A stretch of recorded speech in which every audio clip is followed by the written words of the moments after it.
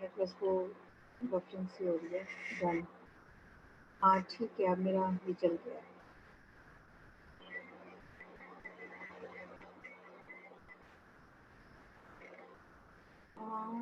Live लिखा आ रहा है बस लाल लाल बिंदी सी।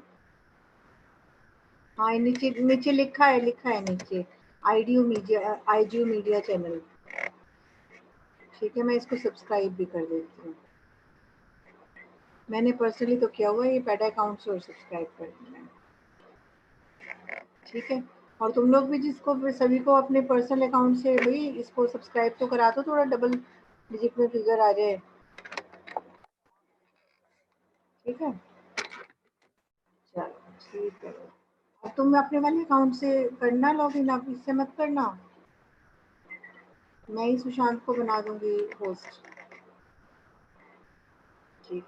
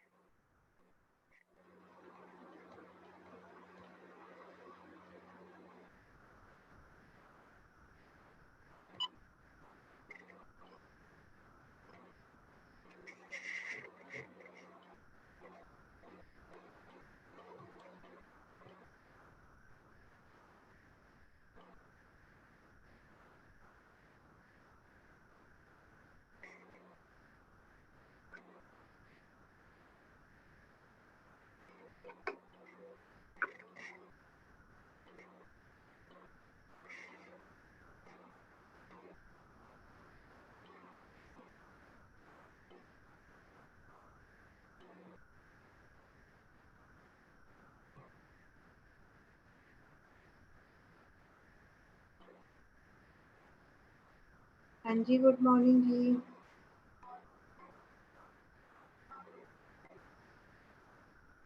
अरे यार, वो सोनू मैडम का फोन आ गया था, तो उनकी ना काफी सारी चीजें थी डिस्कस करने को।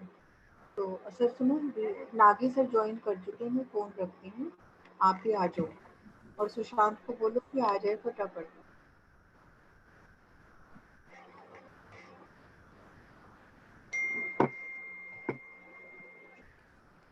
Good morning sir.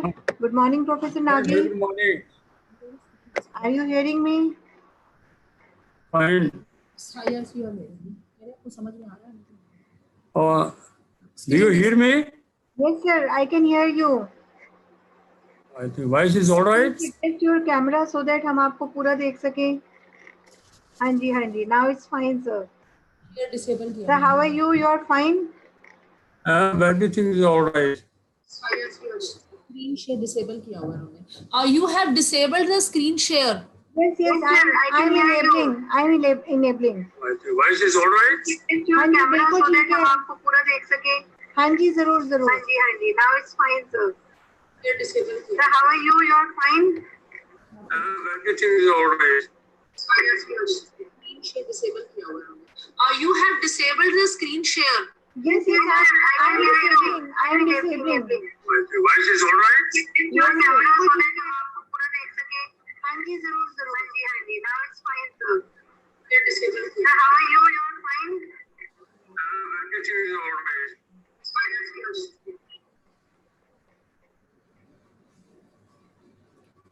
I think now I have disabled the screen share. You can disable your screen, sir.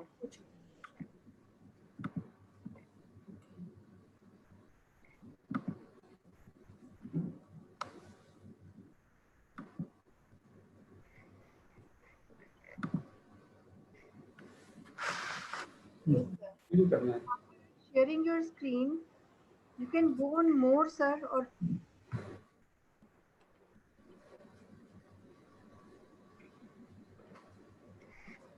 hello. Yes. Sir मैं ये कह रही हूँ कि आप स्क्रीन शेयर करने के बाद मोर का बटन, अगर आप मोर वाला जो टैब दबाएंगे तो उसमें एक रिमोट कंट्रोल का ऑप्शन आएगा. Okay. Can you just tell us where exactly is it? Can you just tell us again? After sharing the screen only it will be visible. तो मेरे पास विजिबल नहीं है अभी. आपके पास मोर का ऑप्शन आएगा, एंड में 3 बिंदियां जो बनी होती हाँ जी, राइट राइट राइट. आप उसे क्लिक करेंगे तो उसमें रिमोट कंट्रोल आएगा. एक second. Remote control, chat record नहीं आ रहा, इसमें नहीं आ रहा हमारे. Okay okay, I am telling you. Bharati, are you hearing me? Yes ma'am. Annotations block करने के लिए सर को प्लीज आप गाइड कर सकती हैं. मेरे पास अभी जो स्क्रीन नमस्कार नमस्कार जी, नमस्कार. सर. नीचे जो आपने अपनी स्क्रीन शेयर करी है सर. हाँ, स्क्रीन शेयर. स्क्रीन शेयर के बाद सर मोर का ऑप्शन होगा एक. मोर का है ना? हाँ मोर जी, का. हाँ जी सर. हाँ हाँ. सर मोर पे तो आप click किया? जाएंगे. हम मोर पे बहुत सारे ऑप्शंस आ रहे हैं लिखे हुए. हाँ जी, बिल्कुल. हाँ जी, उसमें एक होगा सर डिसेबल पार्टिसिपेंट. हाँ, एनोटेशन. हाँ जी सर, यही डिसेबल पार्टिसिपेंट एनोटेशन. एक बार क्लिक करना है सर बस. एक बार, ठीक है, कर दिया. कर दिया सर. हाँ जी, कर दिया. हाँ जी. तो नाउ सर मैं एक बार करके देखते वो वर्क कर रहा है या नहीं कर रहा. भारती मैम, आपके ईयरफोन में कोई प्रॉब्लम है शायद, आप उसके बिना बात कीजिए. मैम सर ने एनोटेशन ऑफ कर दी है. ठीक है जी, थैंक यू. आप एक बार करके देख लीजिए क्या एनोटेशन हो रही है नहीं हो रही है. ठीक है, ओके. मैं चेक करूंगी. आप नहीं, मैं चेक करूंगी. अच्छा, ठीक है. हाँ जी. No, I can't.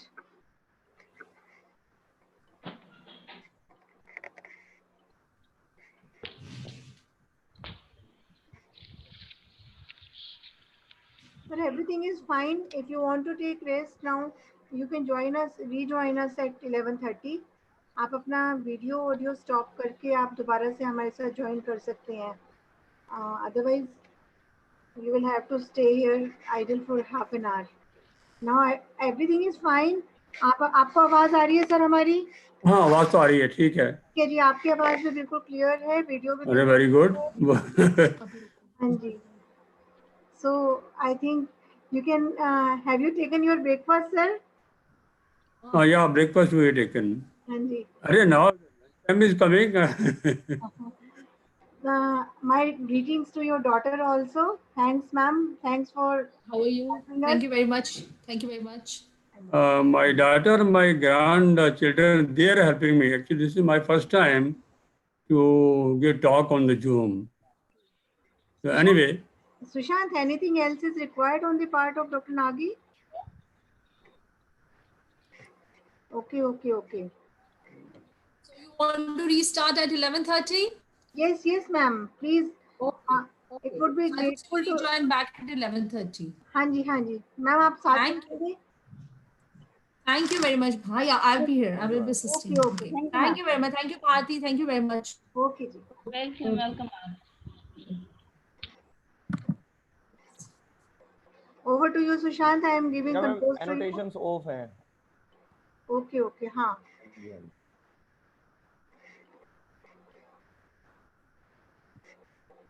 विकास जी ने YouTube लाइव भी कर रखा है. हाँ, मैंने कर दिया है वो. अच्छा, आपने. हाँ जी.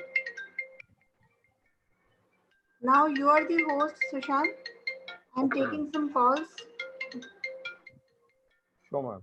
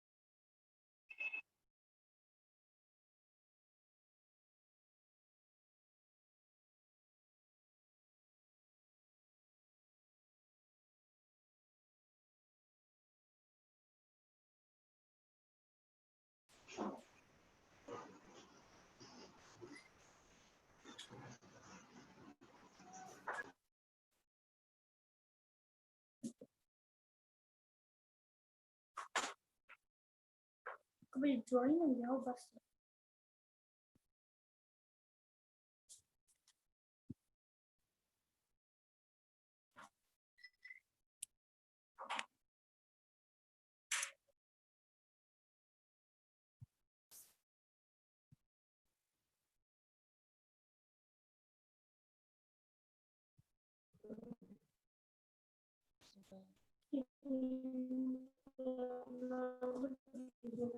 दीदी यार तू drama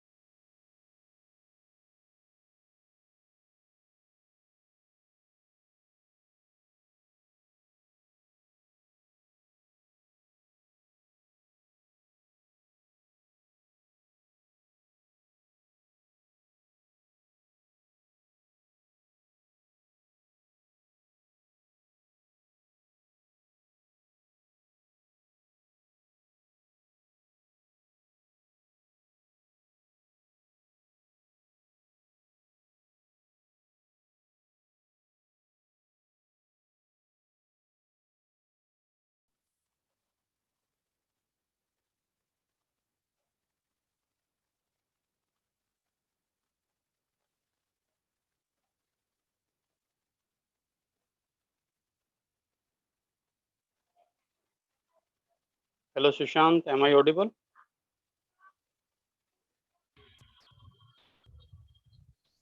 Good morning, Ishwar sir. Yes, you are audible. Has sir joined? No, I don't think so. He has joined. He'll take some time in fixing up his screen. He has joined. He has joined. Yes, I can see him on the screen. Okay. Yes. Yes. So.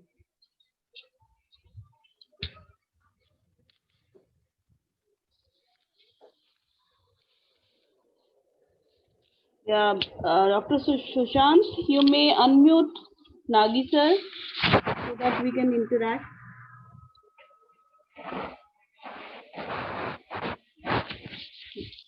Dr. Sushant. Yeah. Nagi sir is unmuted now. Yes. Okay. Good morning, sir. Good morning, Ji. Sir, can you please share your screen once again?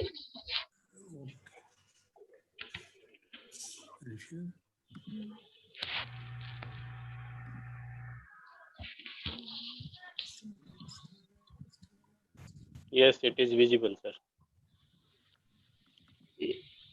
Yes. Can we have the PPT, sir? PowerPoint presentation. Yeah.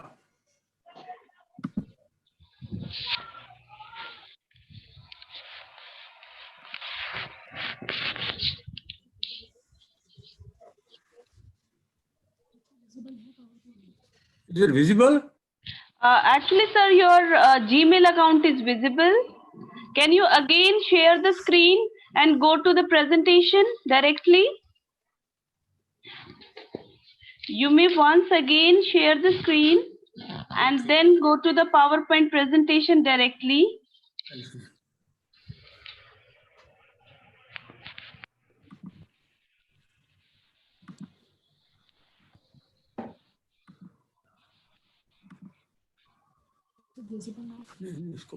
Yes, sir, it is visible. Yes, sir. Now.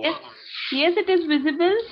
Sir, I request you to go to the more option and disable the annotations. Yeah, well, I've done that. Okay, okay. Thank you, sir. Thanks a lot. So, with your permission, may we start? Yeah, sure. Okay, thank you, sir. Over to you, Dr. Ishwar Sharma. Sir, please. So, good morning and a warm welcome to one and all. This is Ishwar Sharma. We are going to commence the session of third day of this workshop, that is practical approach to data analysis. It's a matter of great privilege for me to welcome our esteemed guest, a great personality, Professor Bishan Singh Nagi. His name doesn't require any formal introduction, especially in the field of research and data analysis. Sir वो कहते हैं ना कि बस नाम ही काफी है. So education, management, health, nutrition, demography, corporate sectors, or communication means almost in every field you have a vast research experience. I don't know which field has left over where you haven't done any kind of research in a commanding manner. Sir, you have worked as a director of Research Council for Social Development. You have worked in Council for Social Development for over 35 years as research in different capacities, coordinator of several courses developed by ICSSR, consultant consultant to breastfeeding promotions network. You have 35 years experience as a consultant to various organizations, LG, Videocon, etc. I can't recall actually the name of all organizations where you have provided your consultancy services as a senior research fellow. You have remained project director of various major and minor projects, more than 30 publications under your name, life membership to approx 10 institutions. Sir I simply से sir एक देसी कहावत है, मैं उसमें ज्यादा यकीन रखता हूँ कि थोड़ी कही ने घनी समझ लीजियो शब्दा में के रखा सी मारा दिल की सुनियो. So your presence is itself a blessing for all of us, and it's not from today. Sir is with us in all sessions starting from the inauguration of this event. As per the schedule, Sir will enlighten us on the reliability and validity of scales. Although we can't bound him in a precise topic, Sir, whatever you teach us will become a schedule itself. With these words, I again welcome you, sir, and I invite you to bless all of us. Over to you, sir. Professor B.S. Nagiji. Thank you very much, Ishwar Sharma ji. You have spoken a lot of about me. So anyway, let me start. So first of all, I'm very thankful to Professor Gakkar, Vice Chancellor, who invited me for this workshop. And I'm thankful to Dr. B.K. Kothal also. Actually, in the morning, I asked him to show his presence. I don't know whether he is available or not. Dr. Meera Bamba, she is continuously in touch with me. I'm thankful to her. Anyway, let me start my topic and without wasting time.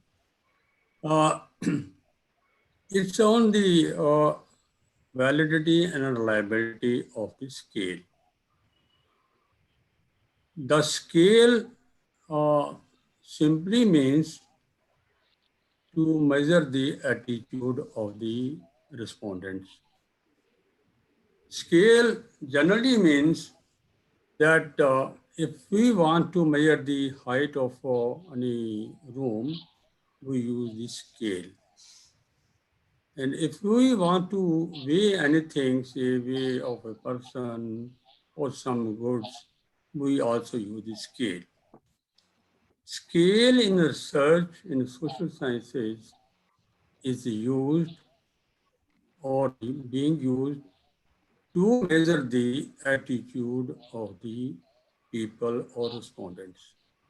Why to measure the attitude of the people or respondents? Because if any company has launched a project in the market, the company is interested to know whether the people will buy the project or that product or not. So they want to assess the attitude of the people. So we measure the attitude of people towards the product, and suppose the attitude is favorable towards the product. So it means that the people will buy the product.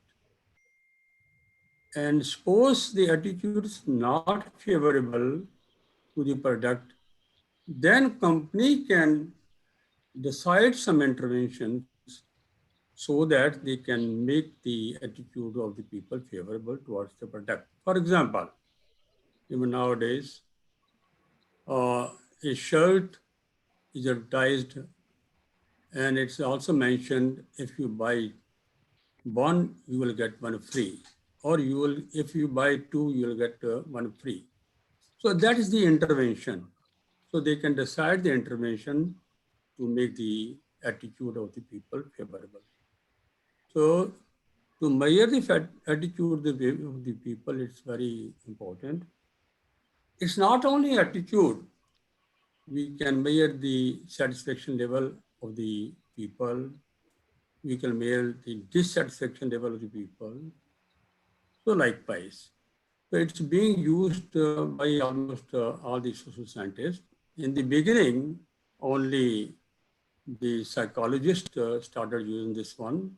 So nowadays, I don't find any discipline in social sciences who are not using the scale.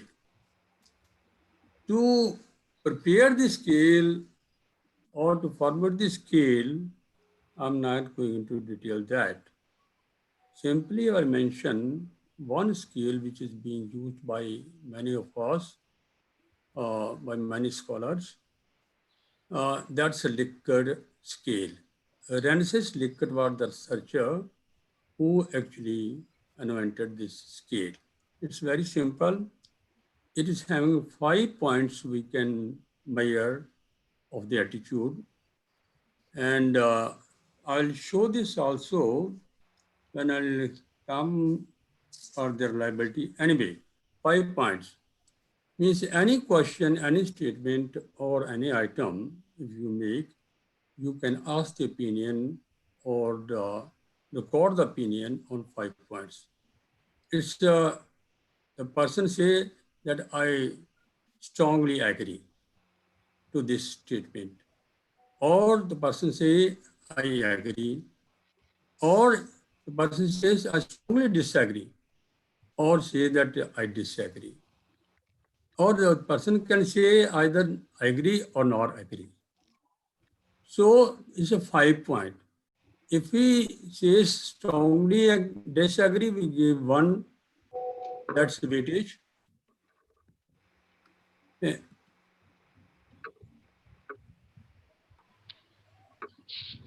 Weightage.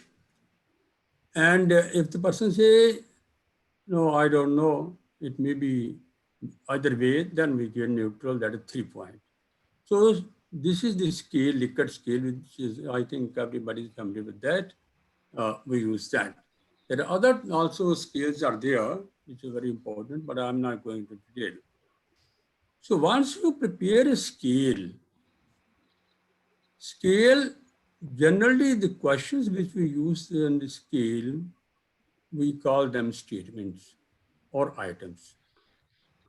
For the questioner, we say the questions. But there's no harm. You can use the word questions, statement, item, anything you can use. There's no problem at all. But generally, it's either statements or items we call it.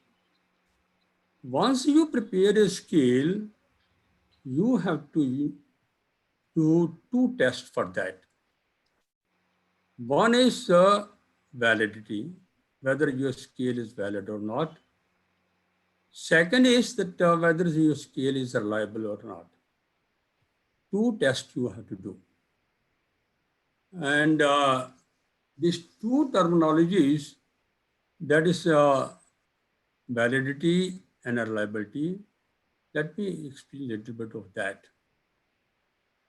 Validity means if you have prepared a scale to measure the attitude of the senior citizens. So all the questions or all the statements or all the items of the scale should be related to the senior citizens. And it means you want to measure the attitude of the citizen and you are measuring the same thing. This is called validity. For example, again, suppose if you have prepared a scale to measure the attitude of the senior citizens towards life, and if you start using the scale to measure the attitude of the children, that's not valid. So you have to use that scale only for the senior citizens. You cannot use for anybody else. So this is called validity. It means it's valid to use only for the senior citizens. There are different methods are there to check the validity. I'll come to those later on. Let me first take the reliability method. Okay? How to check the reliability of the scale. Yesterday, somebody, of course, it was very good lecture, pointed out pilot study. And it was mentioned this is part of one research design. Anyway, I'm not going to that controversy. So pilot study, pilot testing, 2 terms they use. Generally students, they said, I have done the pilot study. This is not a pilot study. Testing a scale is not the pilot study. You can say pilot testing. Pilot study is different.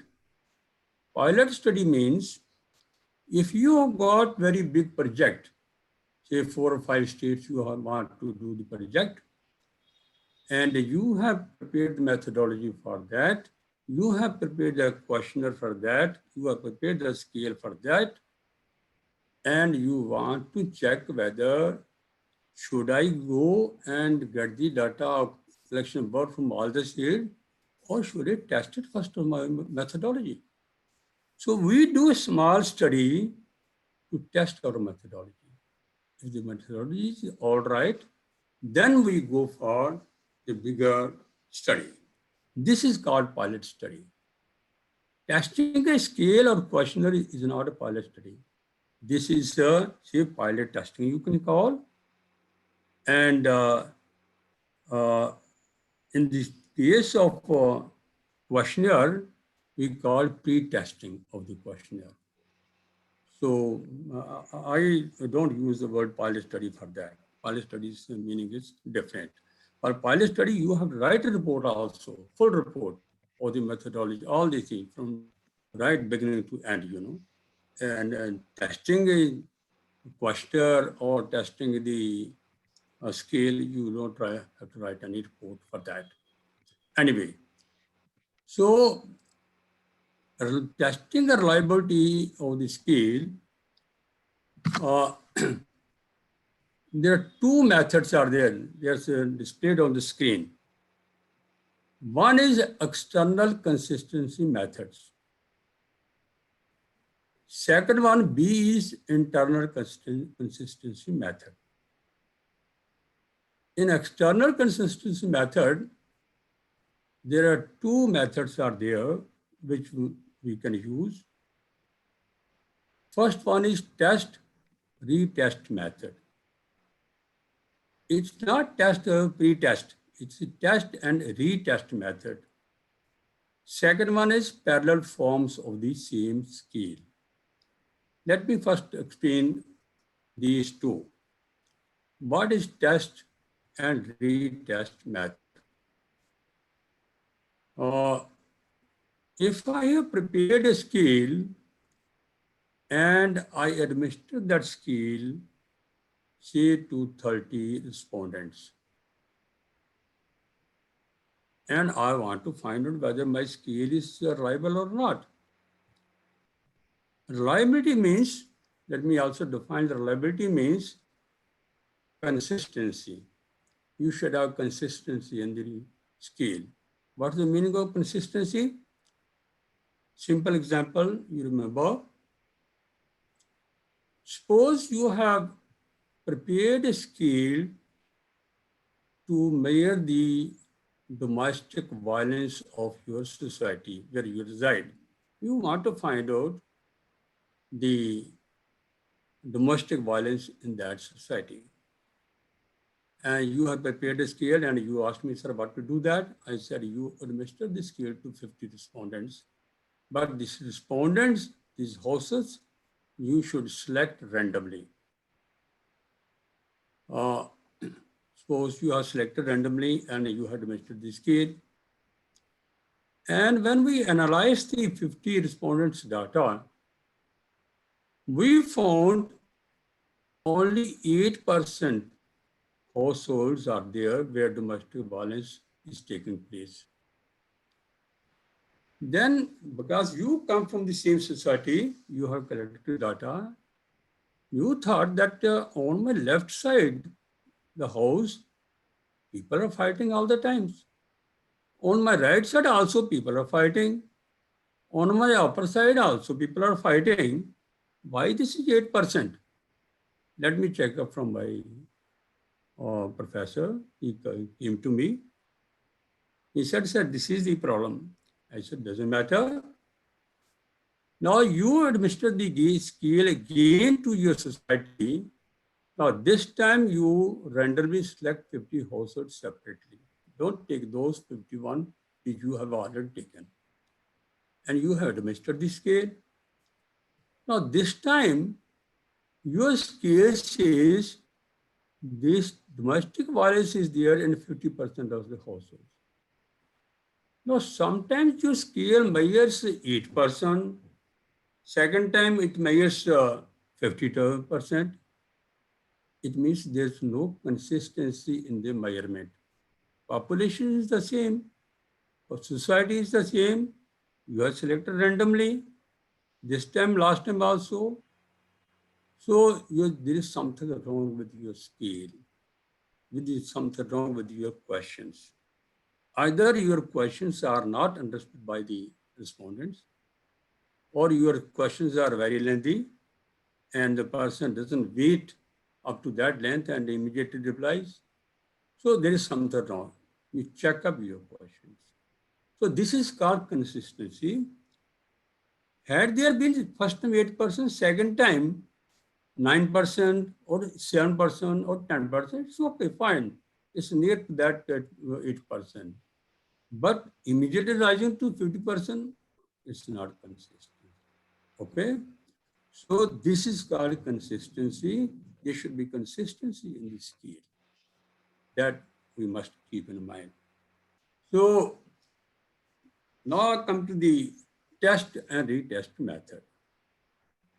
Now suppose I have administered the scale to measure something, say attitude or something else, or satisfaction level, to say not 30, 50 students.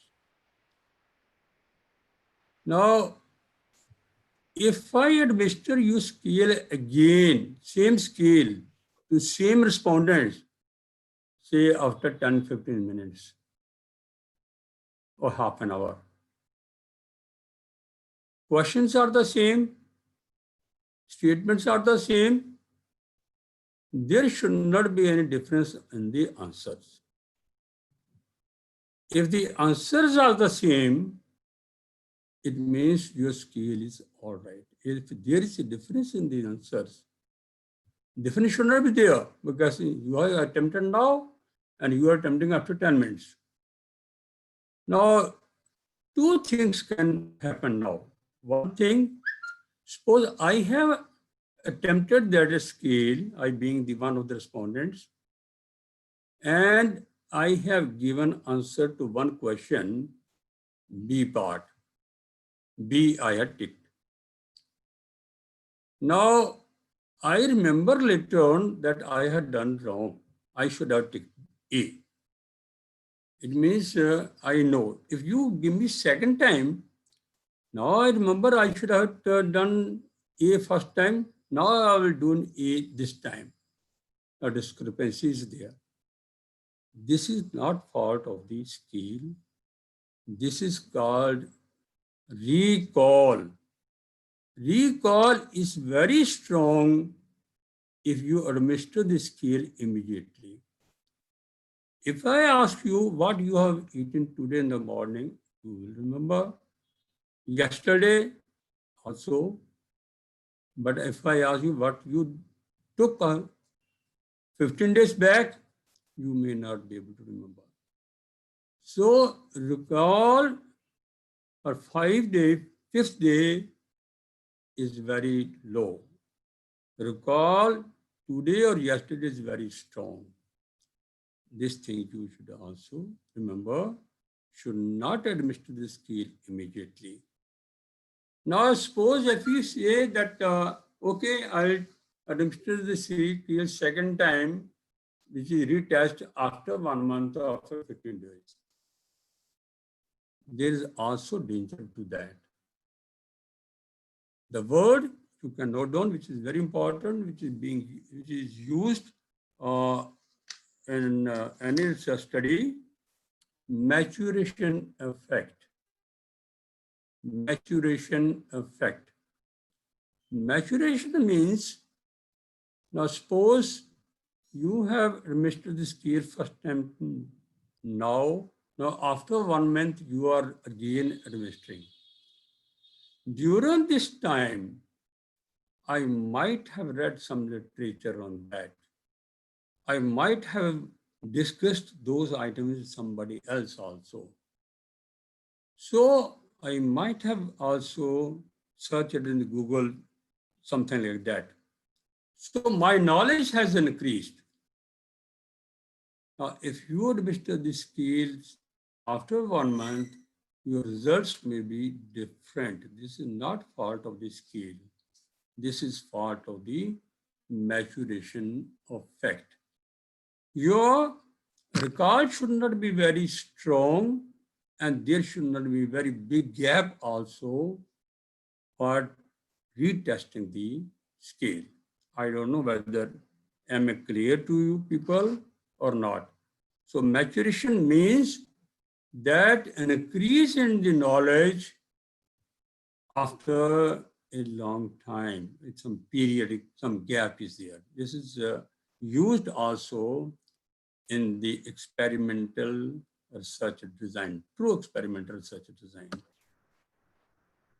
True experimental means, yesterday also it was mentioned, the topic was covered very well, there's no doubt. True means here simply means that when we select the respondents for our study experiment, we select randomly. That's called true experimental research design. When we don't select the respondent randomly, we call that as a pre-experimental research design. So anyway, I'm not going to detail. My point is that for test and retest method, your recall should not be very strong and it should not be recall delayed. So what should be the right time? My experience is 3 to 4 days time is all right for testing the consistency of your scale. If the results of test and retest are the same, it means there is a consistency in the scale, and this is the external method of checking the reliability of the scale. Now, if any question is there, you can ask me later on. Because it's not permissible, I don't know, it shouldn't have been. Second one is parallel forms of the same scale. This is also important. Now, what is the meaning of parallel forms of the same scale? Am I audible? Yes, sir, you are very much audible to us. Okay, no? Yes, sir, yes, sir. Now, parallel forms of the same scale. Now, in higher secondary, in 12th class and 10th class, mathematics paper, 3 papers are made, A, B, C, in order to avoid that cheating. A is given to one student, B is given to second, and C to second. And the competency level, I repeat again, competency level of all the 3 papers is the same. It's not like that. If a person attempts one A question paper and gets 80% marks and says, if I would have got the B, I would have got the 95% marks. No, it's not there. It's a competition. If you attempt A, B, C, any paper, your competency is same marks you get. This has been tested. Okay. Now, I give another example. There was one mission, literacy mission in India. The purpose of that mission was to give funds to those districts in India where the literacy level was very low.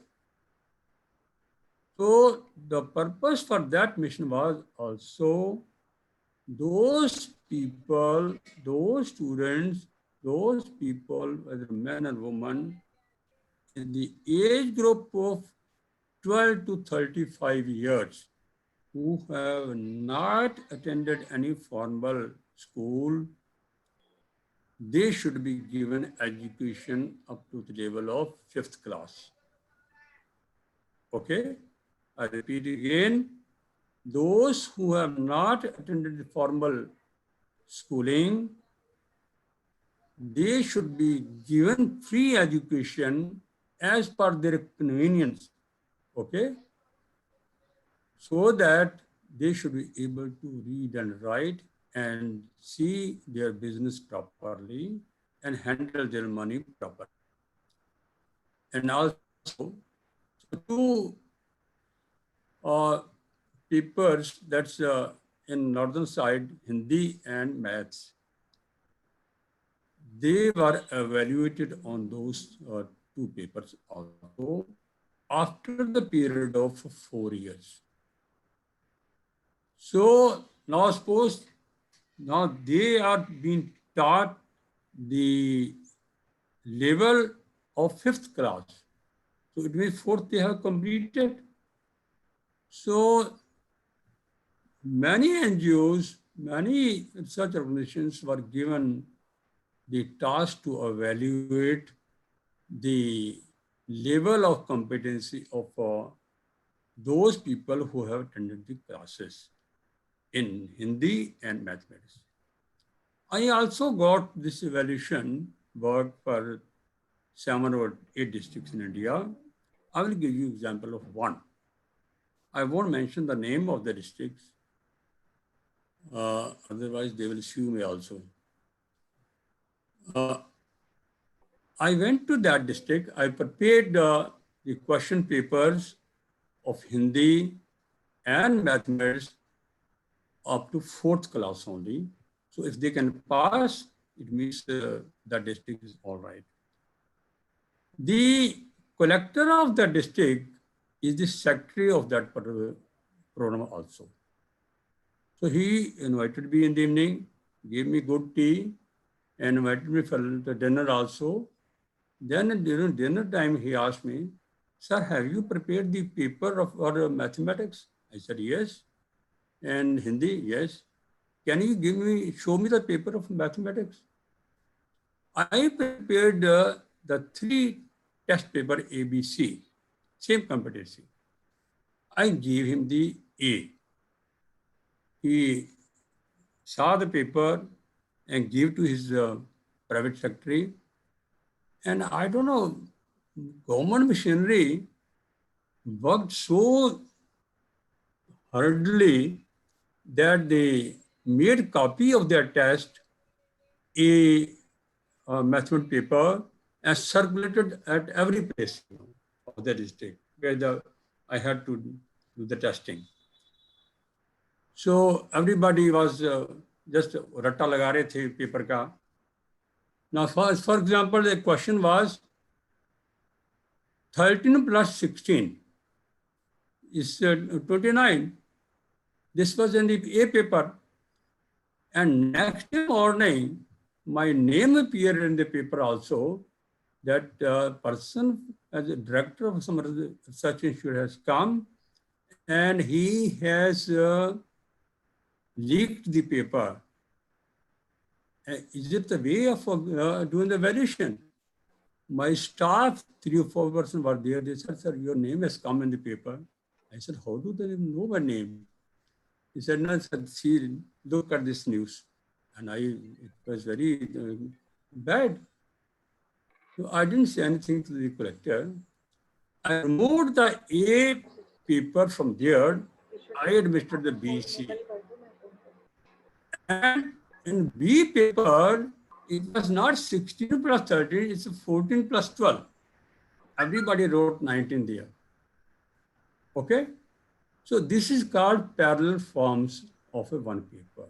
Similarly, you prepare 2 scales to measure a thing. You have prepared one, you prepare another one also. So suppose in one scale 20 questions are there, 20 statements are there. You also prepare a second scale for different items, different, okay? But it should measure the same thing. If the outcome of both the scale during pre-testing is the same, almost same, you can use any one. Okay? If the outcome is different, then you have to prepare a third scale. So anyway, this is a little bit difficult once, then you would say, sir, it's very difficult to prepare one scale and you are asked to prepare 2. Now you are asking us to prepare 3 also. So it's a difficult one. So anyway, this is the method. Many people are following this also. So this is 2 external method, nothing to do with internal testing, retesting, in parallel form of the same scale. Now, internal consistency method, in these methods, we use the statistics. After collecting data, this is testing. You should not collect more. Generally, we collect for pre-testing or pre-pilot or pilot testing, 30 respondents data. Why 30? Why not 25, 20? The statistics application that needs minimum 30 cases to do the analysis. Okay, so minimum respondent should be 30. Okay, if you can take more, that's very good also. Take it 50. Nowadays, I'm taking 50. Okay, so many respondents are available in the population. So secondly, when you do the pre-testing, the person who has prepared the scale or questionnaire himself or herself do the pre-testing. Okay, it's not only the collecting 50 respondents immediately. No. You have to watch each and every person's reaction on the questions, how the person is giving answer. For example, I had one project, very big project to be done in 7 states. This was funded by WHO. It was very big in the history of Council for Social Development, where I was working, money-wise and otherwise also. So in that, 2 persons came from Geneva to help me in the project, because those people had done the project in other countries also. They had a lot of experience in that project. One lady, she was American, but medical doctor. This was a health-related project. So we both went to Pune to do the pre-testing of one questionnaire. There were 11 types of questionnaire there. This arrangement was made by the Government of India, Ministry of Health. So we both went there. We hired one person to translate the questionnaire into Marathi. He translated. We asked a second person to check it, the Marathi language. So it was all right. So we went to primary health center, center to sub-center, and sub-center to village. And that was my time. I saw the village, and I was fascinated by the villagers and the area, because I went after a long time to such a remote village. But that lady was concentrating on the questionnaire, filling up the person who we hired as an investigator. He was asking questions to a lady of the village, and she was replying. And this American lady, she doesn't understand Hindi, nor she understands Marathi, but she was concentrating. I was not concentrating, okay, very frankly, but I learned many things from her. Now, she asked me, Nagi sir, please listen to me this very carefully. This investigator is asking a question to a lady. And instead of replying to the question, she is counter-asking the question, what she is asking and why she is asking. I asked the investigator to stop. You asked her a question.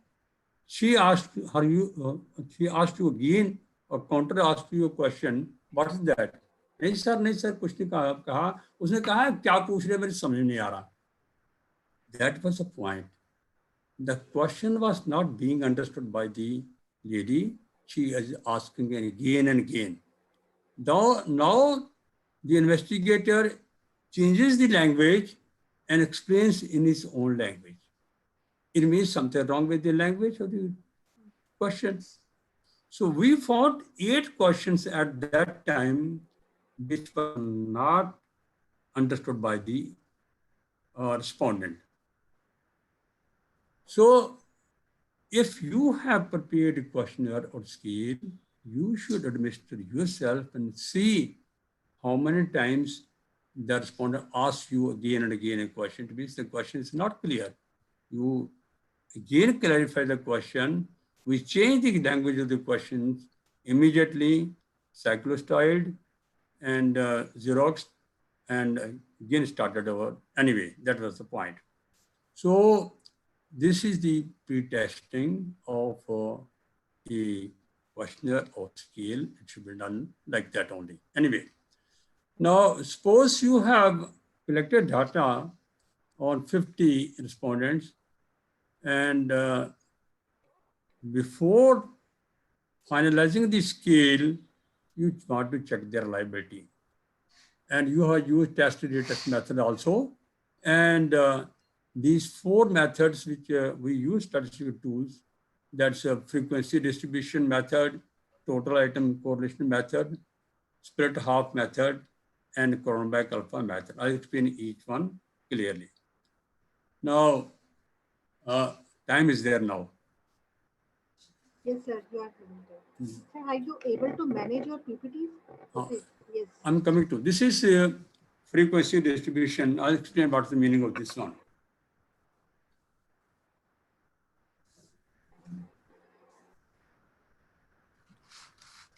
Now, participants, please listen to me this carefully. This is very important. For each statement or each question, you take the frequency distribution. And here I have given the example of 100 respondents or 1 question. So there might be 20 questions, there may be 60 questions of the scale. It depends. Okay. Now, I have used a 5-point scale. On left side, if you see that, the options of these questions. What's the question? What is your opinion of the sound quality of this online workshop? Let's suppose we have given to the respondents, and they have given 100 respondents have given answers. Okay. So 1 respondent says very poor. Might be hard for hearing. And 2 respondents have given poor. 3 respondents have given neutral. It's okay, this side or that side. Either it's agree and either it's disagree. And 4, sorry, number is on the right side. 3 respondents have given very poor, 2 have given poor, 10 has given neutral, and 35 out of 100 said good, and 50 they said very good. These are the answers. Now, what we should conclude from this answer? Please note down, it's very important. If any option, there are 5 options there, very poor, poor, neutral, good, very good. If any option is having answer less than 7%, I repeat again, if any option is having answer less than 7%, that is not reliable. That item is not reliable. Okay?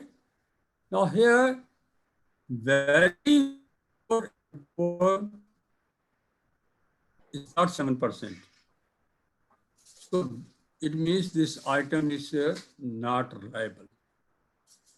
When I asked the question to the research scholars, let me also tell me about myself also. I might have helped more than 6,000 PhD scholars. 6,000 से ज़्यादा हुए होंगे.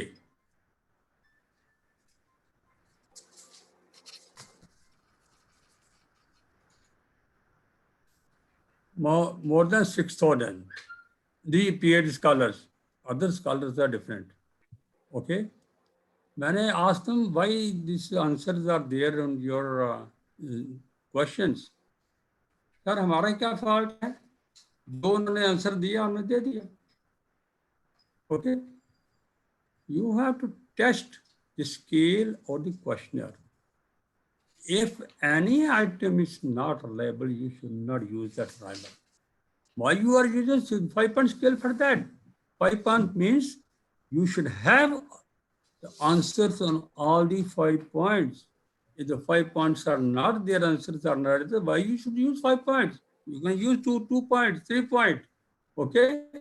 You can use poor, neutral, good. Why to make it very good? Okay? So my point is, this is, you can know the reliability of any item by taking the frequency of that item. I don't know whether it's clear to the students or participants or not. I think it should be clear. Okay? Otherwise, I'll request Mira to explain them again, you know, when they come to our, you know. Anyway, so I'll come to the second, the frequency distribution is all right. Second one is total item correlation. Now, these two methods, one is frequency distribution and total item correlation. These methods, they check the reliability of each statement, each question, each item of the scale. Okay? Last two, split half and Cronbach alpha, they check the scale as whole, whether your scale is reliable or not. Okay? I'll come to those again. Let me explain this one, total item correlation. Now, I have taken an example of 10 items. It's I1, I2 on the top. You can say question 1, question 2, no problem. You can say S1 statement, anything you name it, V1, V2, V3, doesn't matter. So 10 questions are there in this example of a scale, which is measuring something, okay? Now we have to take total of each respondent's answers. Now suppose respondent number 1 has given, if you look at the first line of the Excel sheet, 5. 5 means very good. So question number 1, I1, might be some, I don't know what is the question, it's some example. The answer is 5, very good. And to question number 2, answer is 2. 2 means bad. I3 means 4. 4 means good. And like that. I6, answer is 1. 1 means very bad. Likewise, if you make total of these 10 items of respondent 1, total comes to 31. I don't know, I had done also 31. You can also do. It should come 31. If there is something error, you can correct that also. Question number 2, respondent number 2, answers are given and the total is 38. In this way, suppose there are 50 respondents are there, 50 totals will be there. Now, total item correlation. Correlation means relationship between two variables only. Correlation means relationship only between two variables. Variables means, I think some people ask also what is the meaning of variable. Any name which varies from individual to individual is called variable. Now, I1 is variable. Respondent number 1 has given 5 answers. respondent number 2 has 4 answers, it means answers will vary. Okay, this is one variable. Similarly, there are 10 variables are there of the scale, and each variable is having different answers of different respondents. Total is also is a variable which is having different answer.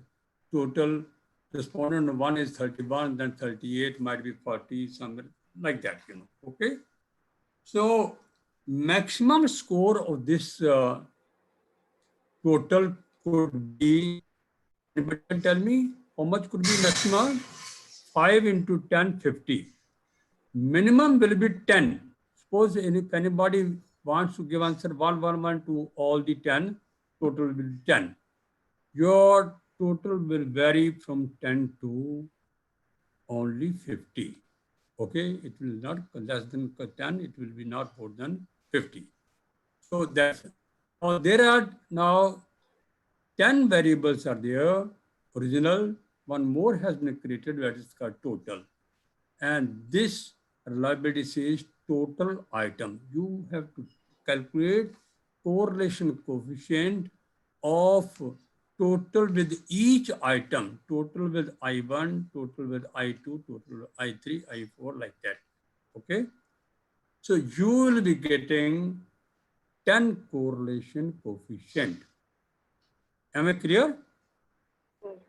Amraji, Yes, sir. Yes, sir. You are very much. is it clear? Yes, sir. You are clear, sir. Not clear? You Clear. are very much clear. Thank you very much. So because you know already, no, it's clear to you.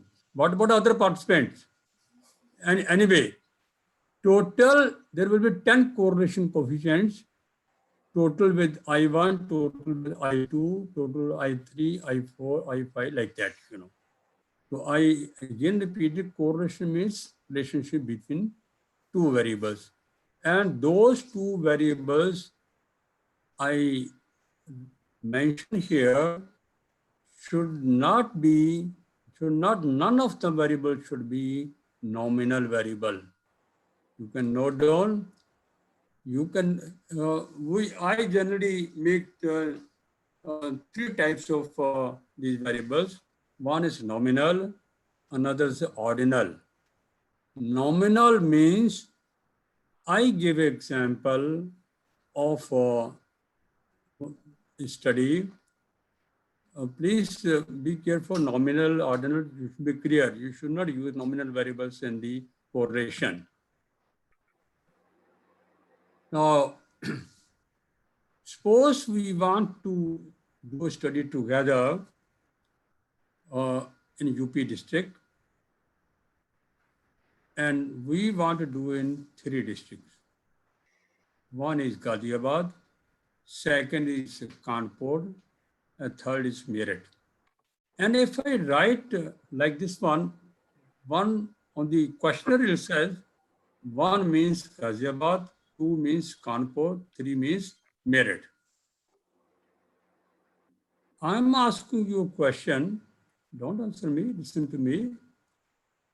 Sir, you are convinced. This 1, 2, suppose 1 on the questionnaire you have written district name. 1, after that you have written Ghaziabad. Then second 2 is Kanpur, 3 is Meerut. Okay. Those who go to Ghaziabad, they tick mark Ghaziabad 1, and we will mention in the Excel sheet also district, which district the correspondent is. If it's from Ghaziabad, we mention 1. If it's Kanpur, we will mention 2. From Meerut, we will mention 3. So district will be variable having 1, 2, 3, 1, 2, 3, that number. Now, if you look into these numerical values, 1, 2, 3. 1 is Ghaziabad, 2 is Kanpur, 3 is Meerut. Please listen to me very carefully. If you look into these numbers, 1, 2, 3, and don't look into these name of the district, 1, 2, 3, 3 is greater than 2, 2 is greater than 1, 3 is greater than 1. But when you take the name of the district also, can I say that Meerut is bigger than Kanpur? Can I say Meerut is bigger than Ghaziabad? No, all districts are equal. Okay, we're not talking about the population of the people. All districts are equal. So there is no hierarchy, there is no ranking of this number 1, 2, 3 when we look at the district names also. Am I clear? There's no ranking. We cannot say Kanpur is bigger than the Meerut. It's a 2 number. So this is called nominal data. The numbers which are there, there's no rank in the numbers. We have given only namesake, identification sake, the numbers. If 3 comes on the Excel sheet, that means it's Meerut. If 2 comes, that means Kanpur. If 1 comes, it's what are numbers we given. Okay. So nominal means when there is no rank in the numbers. I don't know, it's clear or not. Anyway, second one is ordinal. Ordinal means, I give example of the ordinal. There is world economic status. If you want to measure of the people, we have a question in the questionnaire. What is your economic status? We have written 1 means low, 2 means medium, 3 means high. High or 3, these 2 things are greater than medium or 2. High and 3 is greater than low on 1. Here number corresponds with the name also. 1 is low, 2 is medium, and 3 is high. This is called ordinal. When order is there and it's called, the rank is there, and these are called the ordinal variables. Okay? Now, these 2 things you must remember. One more thing.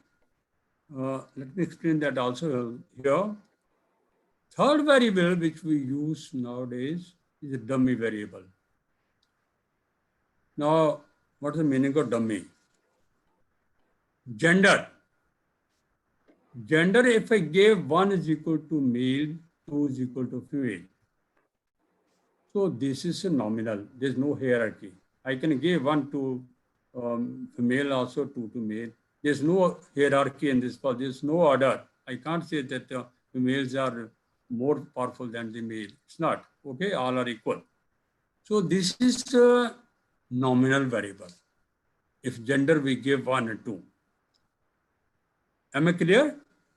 Yes, sir. Gender, if I give 1 and 2, this is nominal. Suppose if I give 1 and 0, 1 male, 0 female. So when it's a 1 and 0, you can note down what's the meaning of dummy variable. Dummy variable means any variable which is having 2 categories. And provided those categories are 1 and 0. 0 or 1 or 1 is the same thing. And that's called dummy variable. Okay, that's called dummy variable. So dummy variable statistical tools we will apply, which are applied to the ordinal data. Ordinal data statistical tool, dummy statistical tool, dummy variable statistical tools, they are the same. But statistical tools which are required for nominal variables, generally we use chi-square test. You can note down. Chi-square test is the best test to handle the nominal variables. Okay. Now we can use chi-square for ordinal dummy also. Okay. Chi-square can be used for that. For nominal variable can use best method is your chi-square test. Okay. Now, in the correlation, if you want to make 2 variables, none of the variables should be nominal. For nominal, chi-square you can use. Okay. T-test also you can use ordinal and dummy variables. ANOVA you can use, regression you can use ordinal and dummy variables. There's no difference in that. You can find the factor analysis also of ordinal and dummy variable. Am I clear about this one? So, Yes, yeah. Should I go ahead? Any question? Any? sir, in the Go end, ahead. Okay. Now, I said you take the correlation of total with each item. Okay. If the correlation, you have to take 10 correlation. If any correlation between two variables is not significant,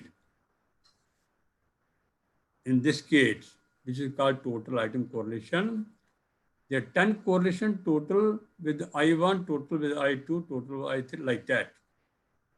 If any correlation out of the 10, it could be one, it could be none, is not significant,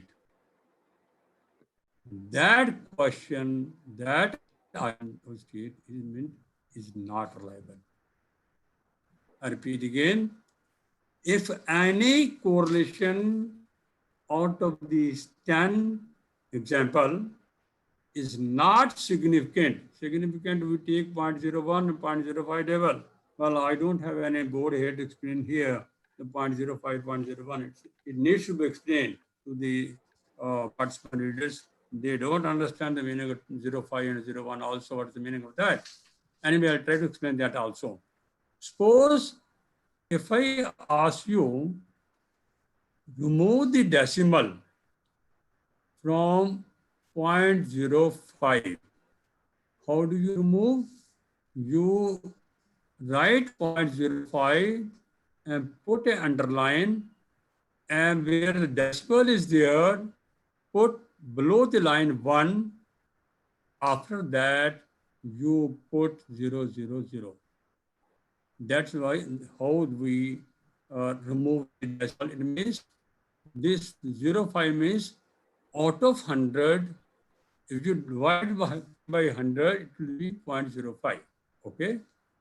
It means 5 cases are not related, 95 cases are related. Okay? That's the meaning of 0.05.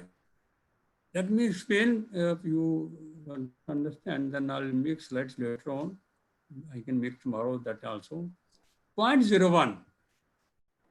0.01 means if I want to remove the 0.01 decimal, put a line under the 0.01, where decimal is there, put 1, and later to figure put 0, 0. It means 1 out of 100.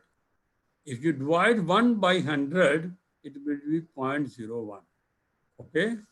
So that's why it means one case of 100 is not related, other 99 are related. That's the meaning of it. So if you take a 0.01 significant level and see if any variable is having correlation not significant to 0.01, that particular item, that particular question or statement is not reliable. You have to remove that question from your statements of the questionnaire where you have mentioned to make the attitudinal and all that statement, whatever it may be. I don't know. Is it clear or not?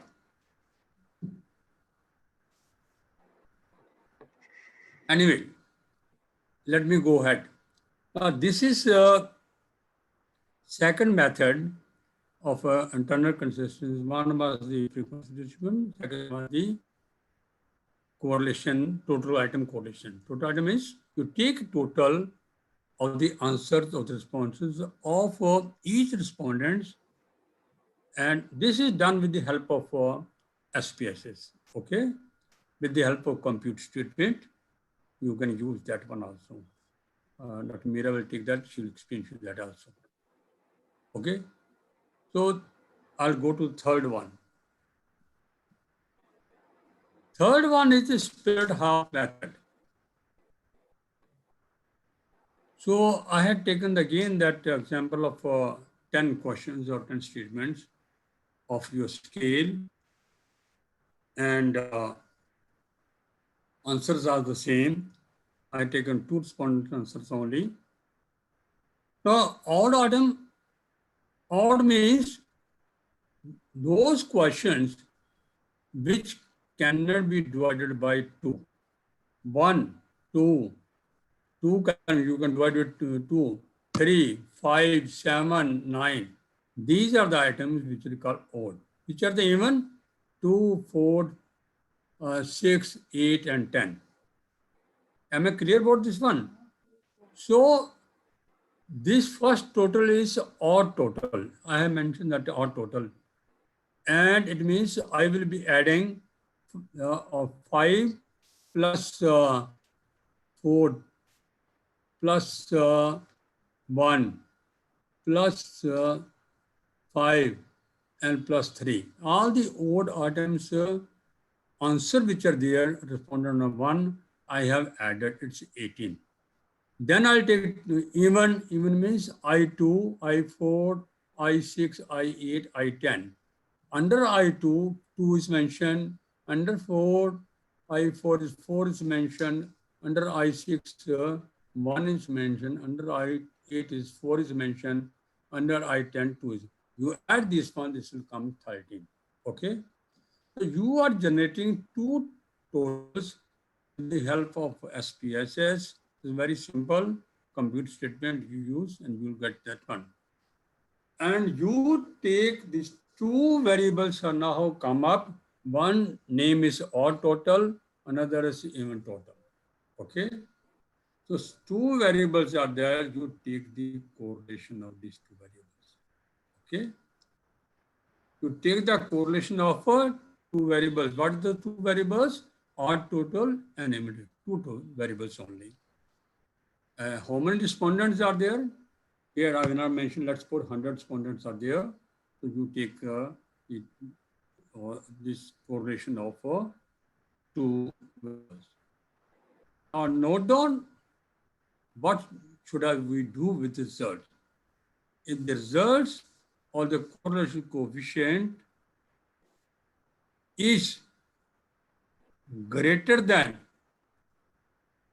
0.70, please note down, if the correlation than 0.70 variable, odd total and even total, 2 variables are there, you take the correlation.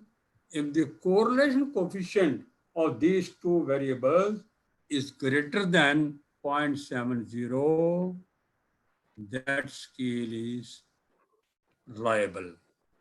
More the value, please note down somewhere, more the value of the correlation coefficient, more will be the degree of reliability of the scale. More will be degree of reliability of the scale. It means any value of the correlation which is less than 0.70 is not reliable. Okay, you check your items again and remove those items which are not reliable and calculate the odd total in total after removing that item. Okay, so it means this is the called split-off method. And let me again repeat this one. This is a very important one. Split-off means you divide your data into 2 parts. Split it 2 parts. One we call odd data, another is even data. And the odd items values you add together with each respondent. Put as total, even values of all the items of even number should be added and put at the even total. This you can do with the help of a compute statement. Then you take the correlation coefficient of 2 variables, odd total and even total. If the correlation value is 0.70 or more, the scale is reliable. More the value of this correlation coefficient, more will be the degree of reliability of the scale. Okay, this is one method. Okay. Now, last method, let me come.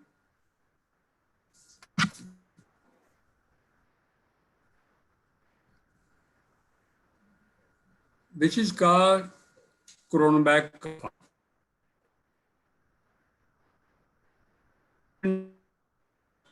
which is SPSS. So, almost all the SPSS latest version, this has been revised, and it gives two things. It also gives you the total arterial correlation.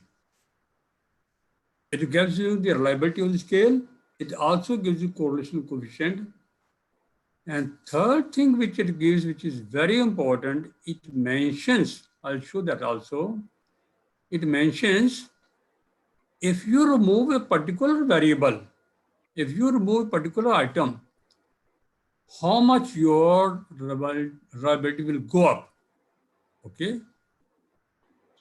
So you have to see, it gives you each item correlation, total correlation coefficient. Also, it gives in another column, if you remove any item, what will be the effect on the reliability. Okay, I'll show you that also. Now, here also, if your Cronbach alpha comes less than 0.70, 0.70 is the starting point. Any Cronbach alpha which comes less than 0.70 is not the reliability of the scale. The scale is not reliable at all. Okay. Now see that this comes to 0.504. So what should be there?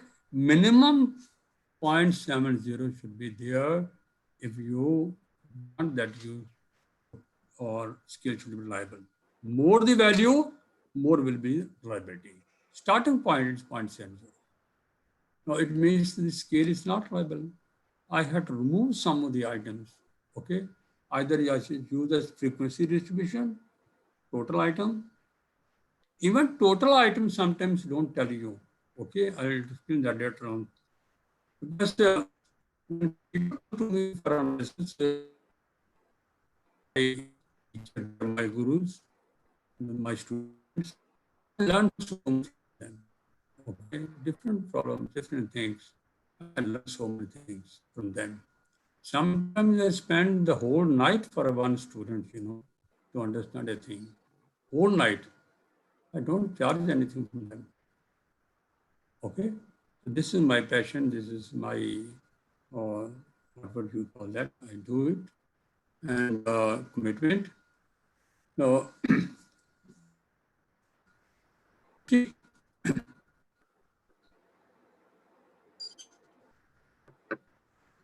Sir, you are not audible. now, if you see,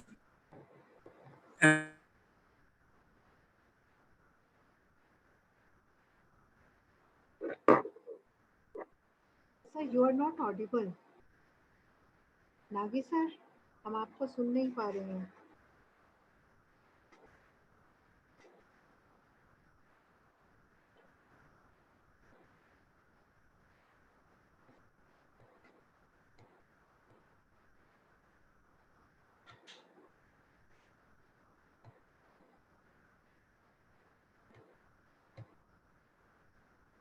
sir, आप अपने आप को unmute कर लीजिए. Yes, sir. okay, just a minute. Oh yes, sir. Now we can listen you, sir.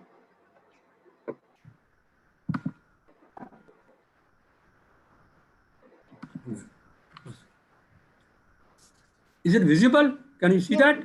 Yes, sir. Yes, sir. We can see that. Okay, on left side, I have mentioned the variables. These are the name of the items of the questions. Okay. Now, first column is the correlated item. Don't look at these. Look at last column where I mentioned Cronbach alpha if item related. Our Chromic alpha came first time 0.54. Now suppose if I remove the item number 3, V3, what will be the value of the chromic alpha? 0.506. Am I clear? Is it mentioned now? If you remove any item, so it will increase your chromic alpha values as mentioned here. This is very good. What actually is available in the SPSS, and nowadays every professor wants that you should use this chromic alpha, whether that's applicable or not. That's very big problem. Sometimes the students, they come with the questionnaire. No, sir, find out the reliability of the questionnaire. I said, you can't find out the reliability of the questionnaire. Our professor says we can find out. I said, go and tell him to find out, I can't find out, There's no method like that to find out you can't pretest your questionnaire. Okay. So anyway, so this is thing. So what you should do, should not remove the items all of a sudden. Start removing maximum reliability you see where it comes. Okay. That items you remove only. Then second time. So slowly you remove. It will take time. So I removed 12 items. Okay. Only 10 after removing 12 items, my reliability became significant. Just do that. See next one. Next. Now, after removing those 12 items, I'll show that also later. My reliability came 0.715. It means the scale was not reliable. People were not able to understand the questions properly. Some understood differently, other people, they understood differently. So I would request that whenever you prepare a scale, at least administer the scale to 5 to 10 people first. Okay? And your purpose is ask them whether they are understanding the items or not properly. Okay? If they are not understanding, note down the reasons and again correct that, again administer to 5 to 10. Okay? Let it take time, but it should be very clear to the respondents. Yesterday also somebody mentioned also, it should be clear in the sense that it should be understood by the respondents in his or her own language also, use his or her own language. That's the way of doing checking the responses. Next one. See, these are the 10 items which are left after removing the 12 items. Okay. So I cannot use those 12 items for measuring something which the scale meant for. I can use only these 10 items, not all the 20 items. Okay. So this is to be clearly understood. Now, one or more 2 points which see, when I ask the respondents, your answers, you have 5 points, but answers are coming only 4 and 5 only.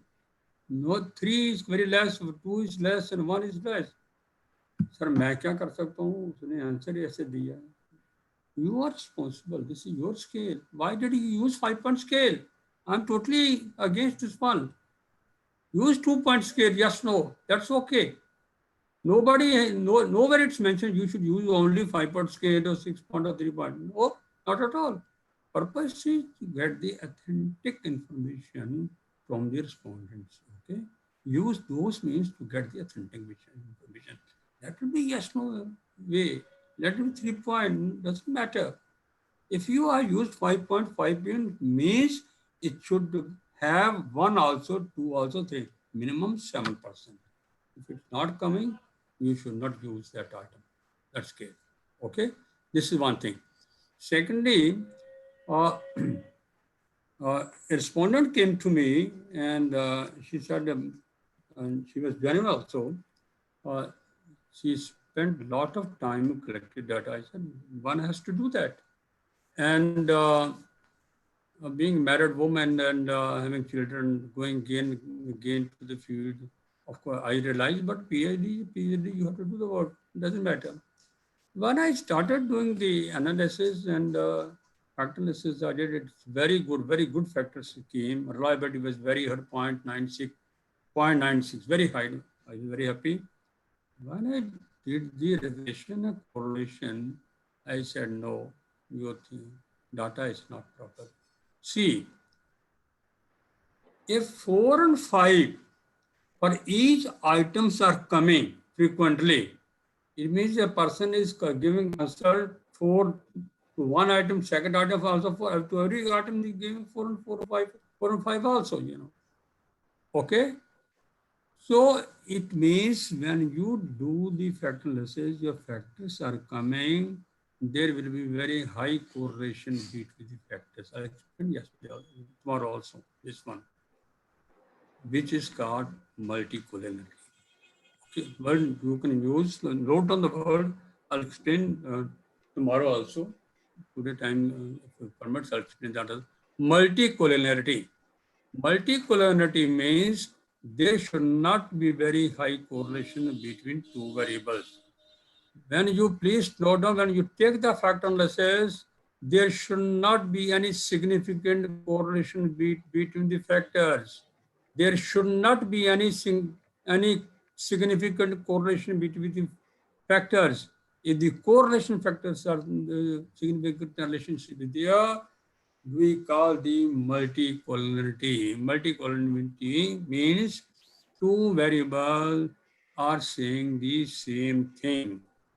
Okay, they are saying the same thing. If they are saying the same thing, you cannot use the two variables. You can use only one variable. So I got very high correlation of the correlation coefficient of course or dimensions of the scale, factors of the scale. I said this is wrong. You cannot use it. Your data is wrong. Okay? And she blushed. Really, she started weeping. I spent 4.5 years on this very sincerely. Sir, today you are saying, I said, you have come to me. No, but I'm not saying these statistics they're saying. And she said, it's better not to pursue the PhD. I felt also bad. You believe me, I worked for 5 hours nights to see her data. She had 450 cases. I only picked up 180 cases out of that.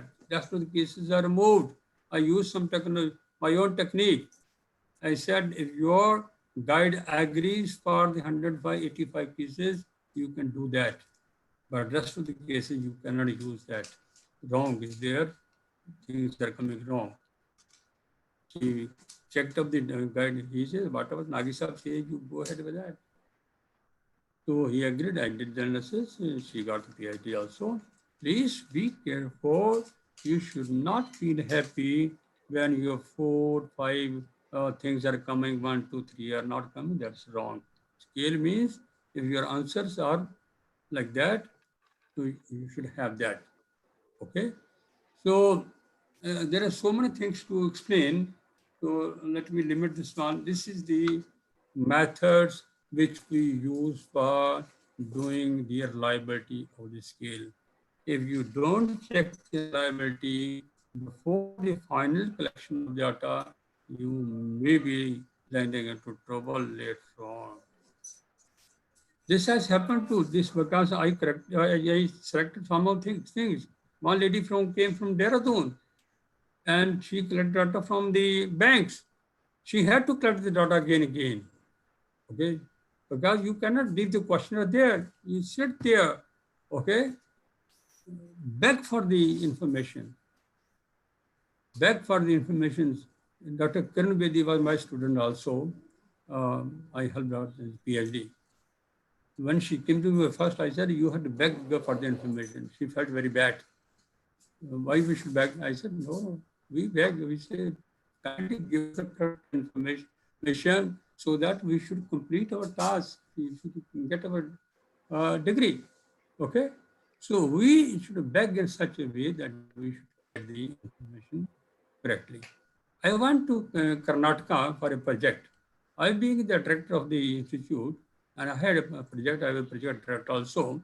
Project director need not go to the field, but unless you have the field experience, you cannot write a good report. Okay? Better to be in the field, see the field, how the work is being done. So I went to, with my investigators, to one village in Karnataka, Kodulagi block is there, to a village. As soon as I entered the village, I saw one old lady holding a stick in her hand. I touched her feet. And she said, "Who is this person? Nobody has touched my feet so far." So they said, "He's come from." "No, you take him to my juggi. I will offer him the tea first." I being directed, she gave me the glass of tea with full of sugars. I cannot say no. I took it. Okay. She then accompanied us from in the village. Wherever you want to go to, I'll come with you. Minding authority here, I'll get you the information.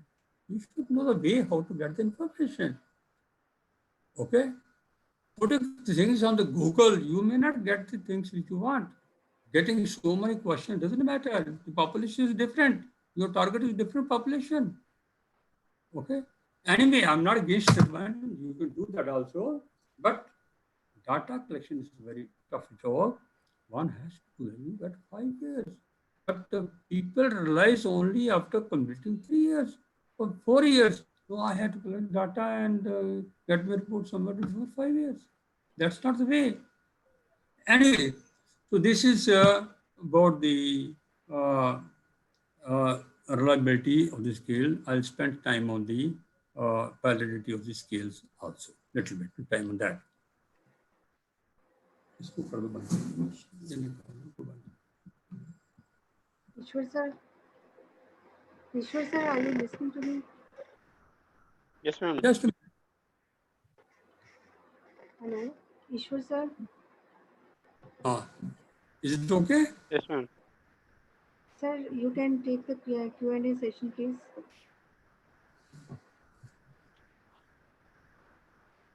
Ishwar sir, you can take the queries of the viewers. Sure, ma'am, sure. Jyoti Yadav, scholar, she want to ask, can we form our own scale or always we need to refer other related studies? If the standardized scales are available as per the objectives of the scale, okay, as per the objectives, you can use the standardized scale, no harm.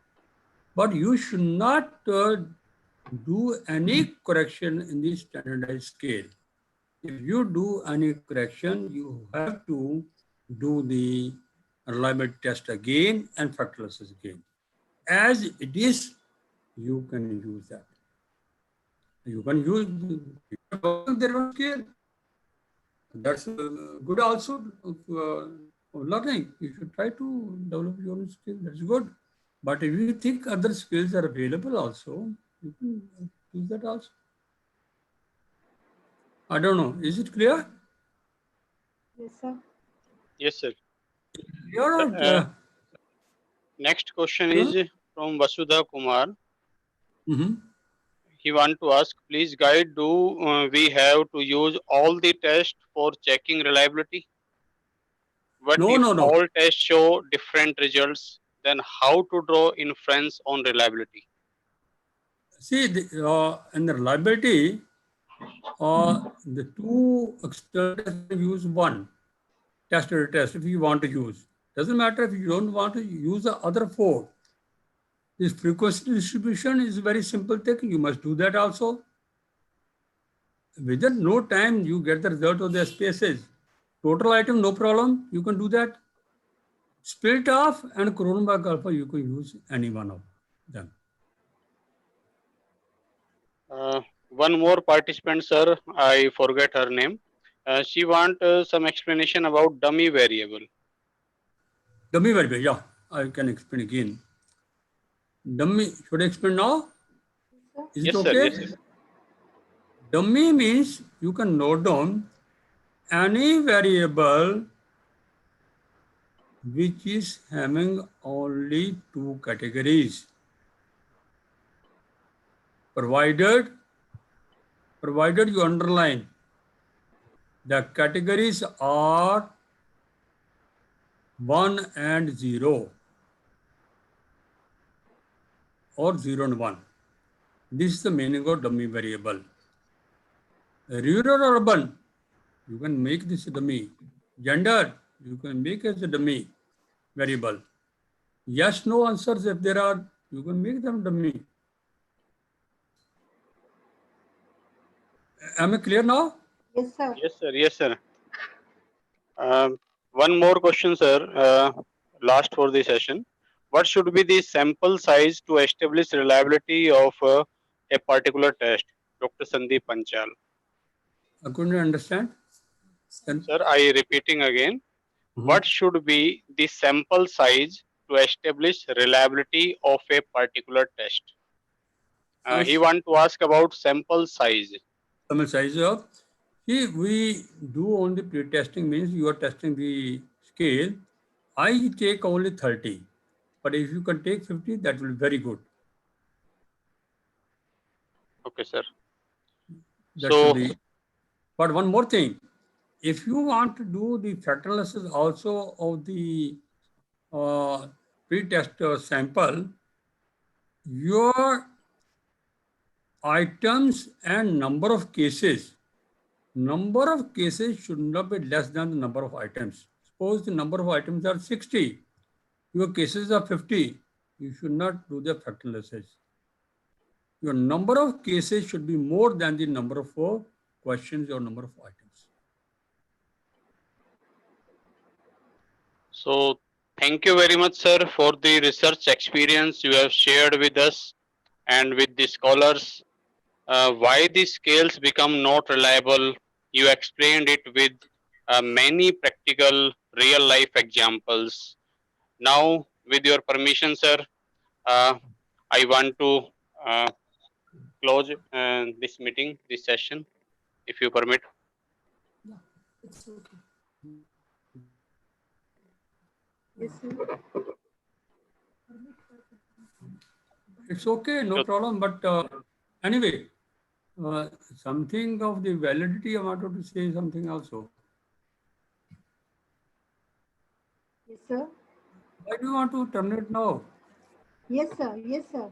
Now for this session, this meeting is closed and we will meet tomorrow again, sir. Thank you very much, sir, for your deliberation. Thank you, thank you. So participants are requested to join us again after 1 hour at 2 o'clock. Thanks a lot.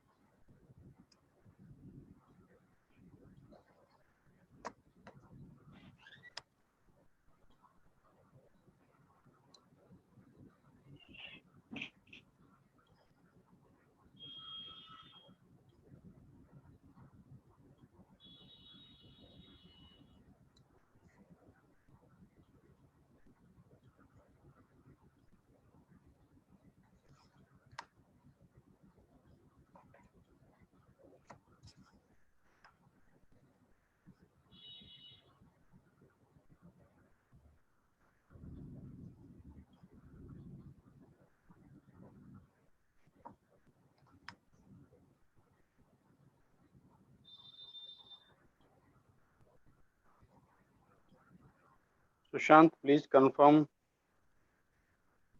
Have Madam joined the meeting or not? Yes, sir, I have joined. 96 participants are there. So should we start? As you say, sir, let us start now. I think we should wait for at least 2 minutes Okay, sir. more.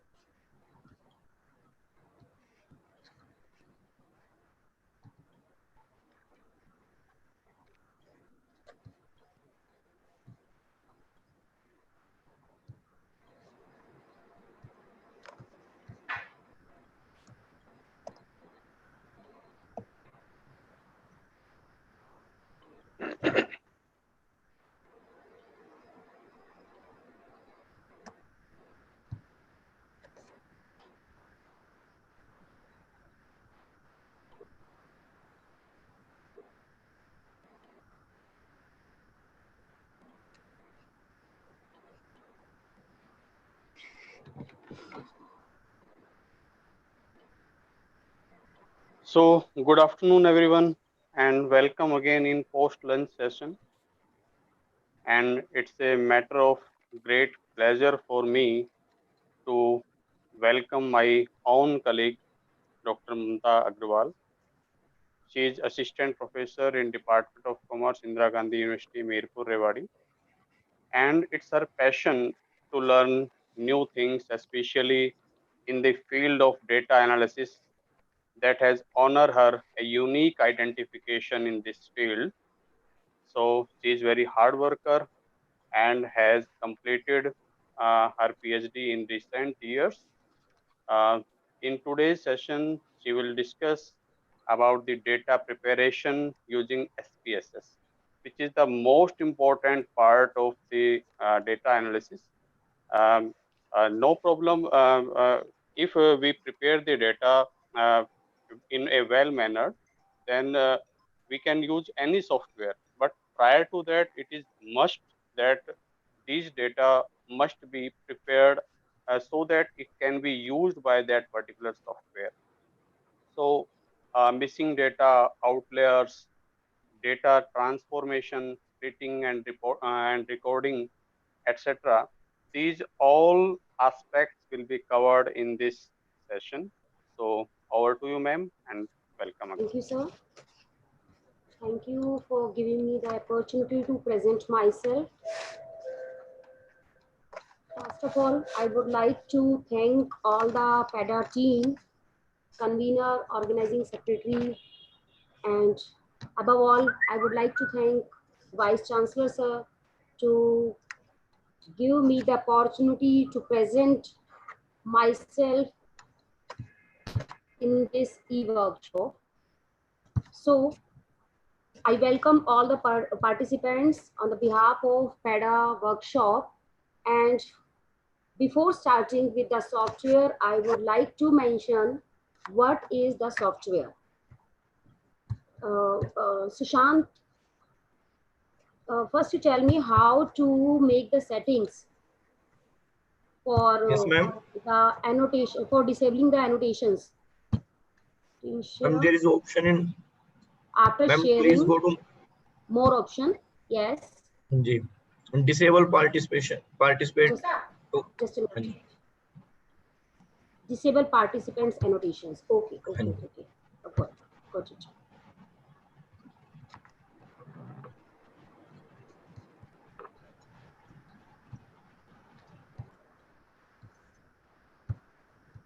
SPSS software, statistical package for data analysis. This software is meant for all types of spreadsheets.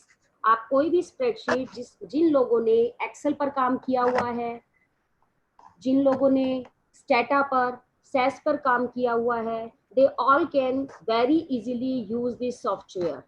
SPSS software जो हम use करते हैं वो हम हर तरह के data analysis के लिए यूज करते हैं, एडिटिंग के लिए यूज करते हैं। तो सबसे पहले मैं आपको बताना चाहूंगी कि SPSS जो सॉफ्टवेयर था that was first launched in 1968, जिसको IBM ने एक्वायर किया था 2009 में।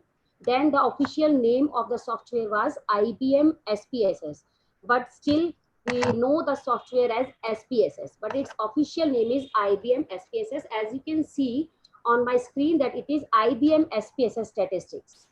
So with the SPSS, if I start, I would again mention one thing, that the link to download the SPSS software has been provided to all the participants, but there are some queries about the downloading.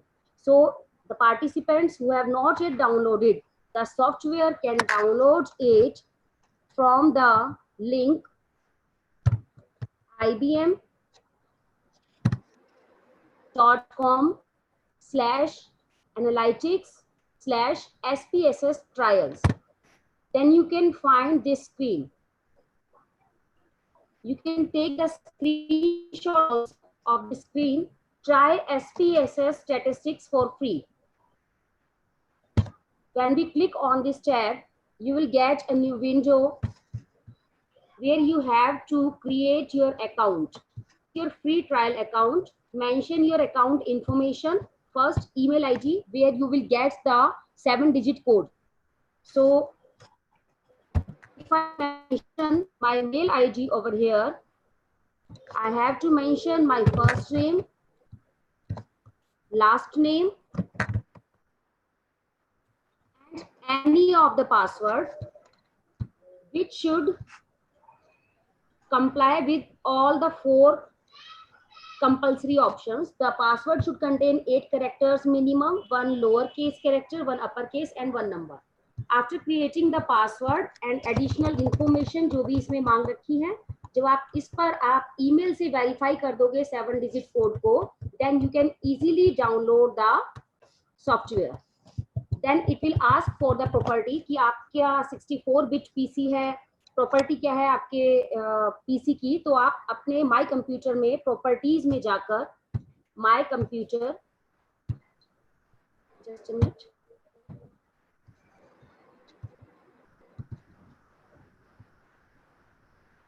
यहाँ आप this PC, यहाँ जाकर आप अपनी properties में check कर सकते हैं। System properties is 64-bit. अगर यहाँ आपकी 32-bit है तो you have to download with the 32-bit. 64-bit है तो आप 64-bit पर इसको डाउनलोड कर सकते हैं। जब ये डाउनलोड हो जाएगा तो आप इसको रन कर सकते हैं और आपकी स्क्रीन इस तरह से डिस्प्ले होगी। IBM SPSS की फ्री ट्रायल वर्जन जो आपको अवेलेबल होगा 14-15 डेज के लिए, ये आपकी शीट आपके पास विंडो अपीयर हो जाएगी। यहाँ SPSS हम स्टार्ट करते हैं। एक चीज और मेंशन करना चाहूंगी, इसके काफी वर्जन्स अवेलेबल हैं मार्केट में, और जब आप ट्रायल वर्जन डाउनलोड करेंगे, जो लोग एक्सेल के साथ फ्रेंडली हैं वो बहुत ज्यादा कंफर्टेबल हैं SPSS के लिए। एक चीज और, हम लोग जो भी कंप्यूटर सॉफ्टवेयर यूज करते हैं, these are made for our ease. हम मैनुअल कोई काम करते हैं, उसको उसमें ईज लाने के लिए हम सॉफ्टवेयर यूज करते हैं। अगर आपको सॉफ्टवेयर में कहीं भी डिफिकल्टी आप फेस करते हैं तो it doesn't mean that software is complicated. तो सॉफ्टवेयर में जो भी आपको हेल्पफुल ऑप्शन मिलती है, there are many more things to explore in the software. तो इस पैकेज में आपको जो भी इजी लगता है, जो भी यूजफुल लगता है, you can use the option. So first I will start with title bar. पहले हम ये बात करेंगे कि ये क्या विंडो है, इसमें क्या क्या एडिटर शीट होती है। This is the title bar. Second, this is menu bar, toolbar. There are 2 views of the window. Data view, where we have to enter our data. जो भी हम data enter करेंगे, it will be displayed and entered in.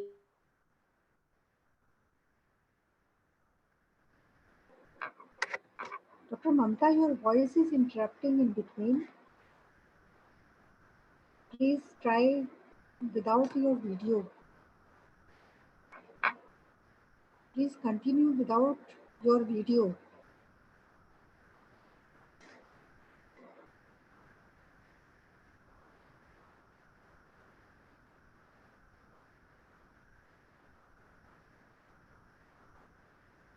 Sushant, am I audible to you? Sushant, am Yes, I ma'am. audible? Yes, ma'am. Yes, ma'am. Dr. Mamta, you are not audible. आप अपना video of करके please बोलिए, शायद आप ज़्यादा connectivity रहेगी। Ma'am शायद ममता ma'am बोल नहीं रहे हैं, मैम का जो माइक वो ब्लिंक नहीं कर रहा। कनेक्टिविटी इशू है, मैं उनको वीडियो ऑफ करने के लिए बोलती हूँ, then she will connect in a better way.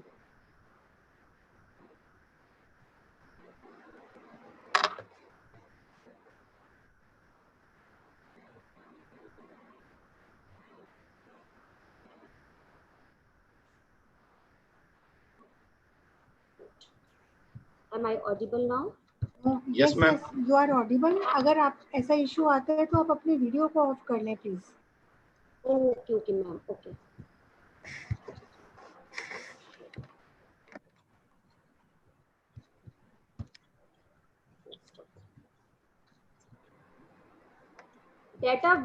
Data view में हमारे पास ऑप्शंस हैं name, type, width, decimals, label, values, missing, columns, align, measure and rule. Now we will be talking on these options. सबसे पहले तो ये सभी options अभी हमारे काम की नहीं है, तो आप चाहें तो इसको थोड़ा सा एडिट भी कर सकते हैं, ठीक है। तो अगर हमारे पास, जैसे आप एक्सेल शीट में रोज एंड कॉलम्स पर काम करते हैं किसी स्प्रेडशीट में, तो this is just like that spreadsheet. ये आपके सेल्स हैं, ये जहां भी आप कॉलम की बात करते हैं, यहाँ पर हम अपने वेरिएबल्स को एक्सप्लेन करते हैं। यहाँ वेरिएबल्स गिवन है, VAR स्टैंड्स फॉर वेरिएबल्स।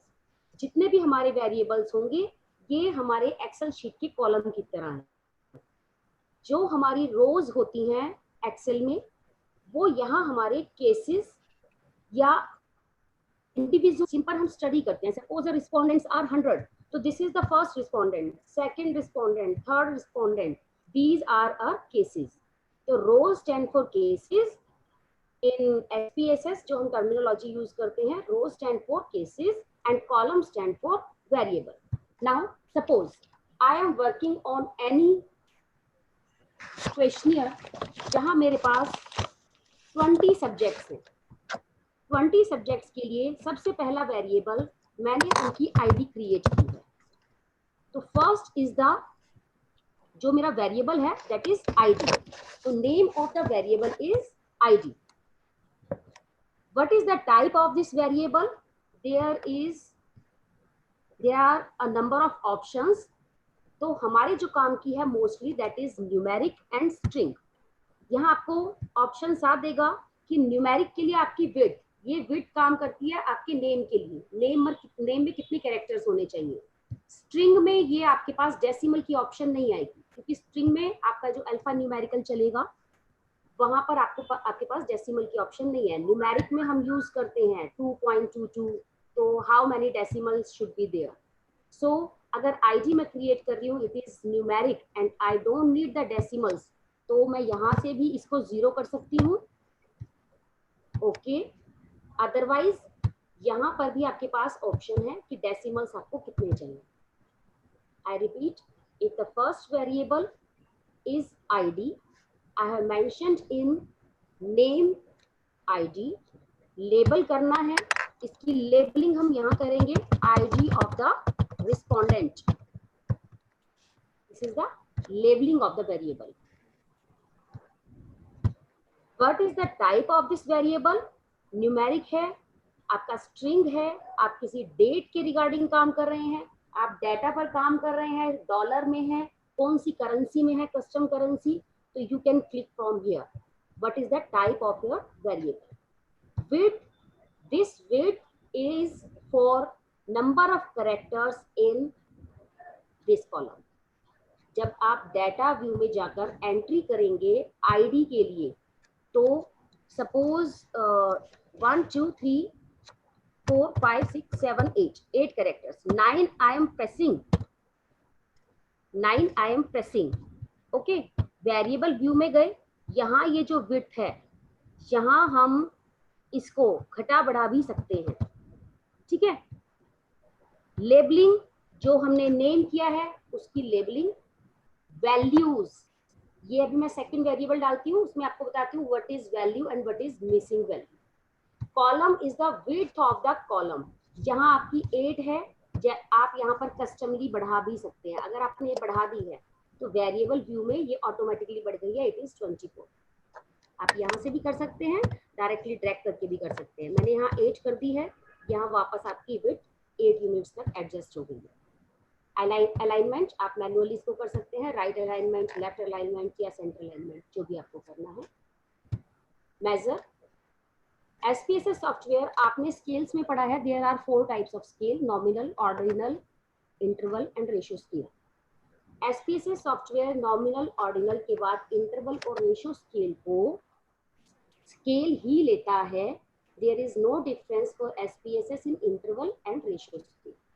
तो जब भी हमारा इंटरवल या रेशियो का स्केल है तो we will select the scale. Role हमारा होता है जो हमारा वेरिएबल इनपुट का है, स्विच का है, लेकिन ये अभी आपके काम का नहीं है, इसलिए इसको हम बाद में मेंशन करेंगे। ये अभी लेटेस्ट वर्जन जो है हमारे पास IBM 16 के बाद ही आया है, अदरवाइज मेजर्स तक ही इसके वेरिएबल डिस्क्रिप्शन रहता है।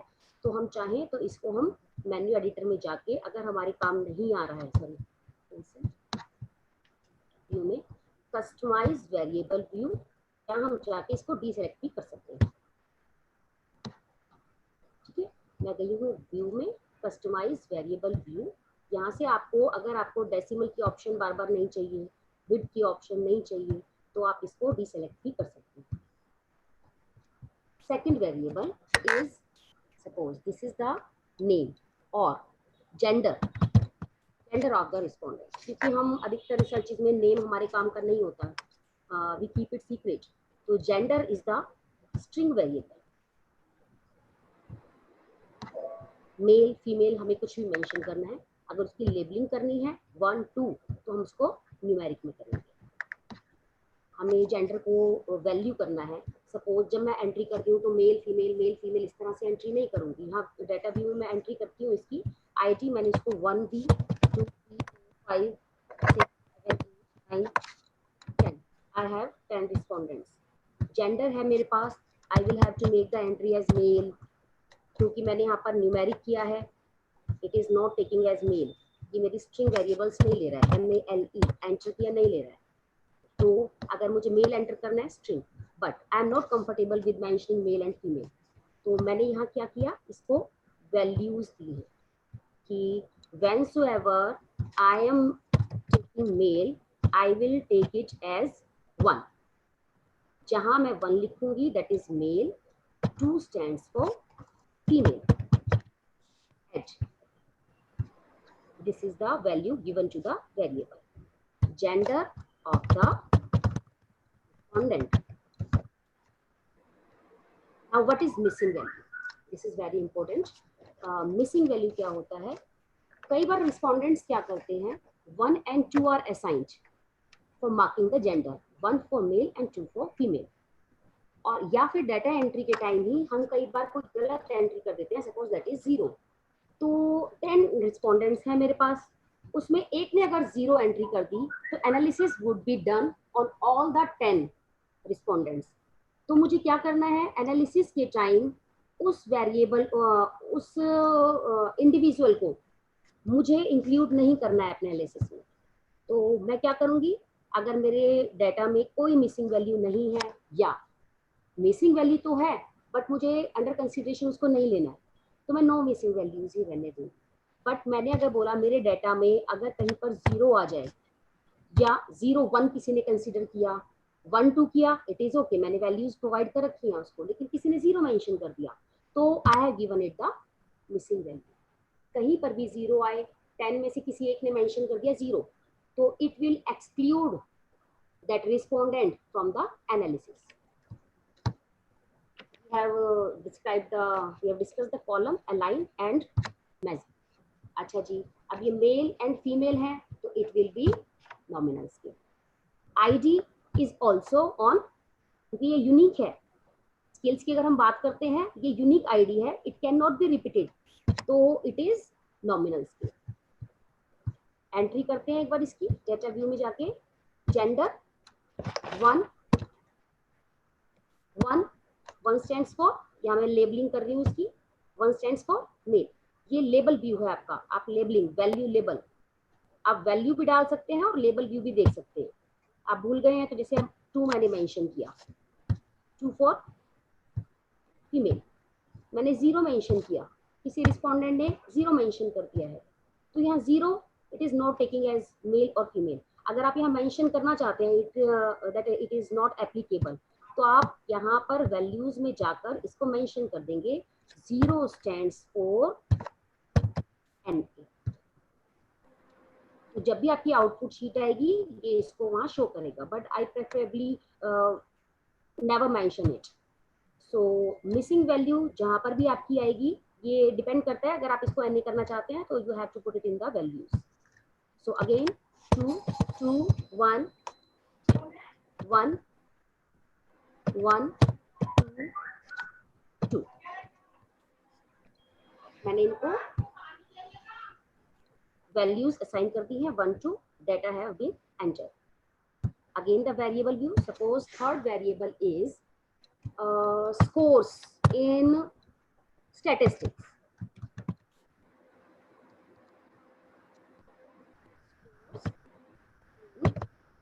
Stats.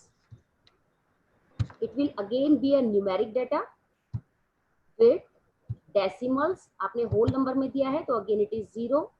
वैल्यूज आपको देने की जरूरत नहीं है, मिसिंग वैल्यू ये आपका स्केल, इंटरवल और रेशियो स्केल दोनों स्केल में आएंगे, तो दिस इज स्केल। ऐसे ही अगर मैंने रिसर्च के मार्क्स डाले हैं किसी के, तो again this is numeric, decimals should B suppose it should B 0,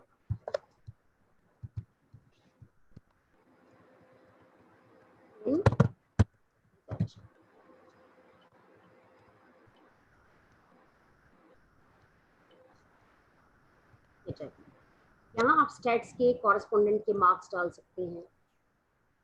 out of 100 suppose it is 99, 28, 5, and this is not the only option to enter the marks. आप स्प्रेडशीट से कॉपी पेस्ट भी कर सकते हैं, इसके बाद मैं आपको बताऊंगी।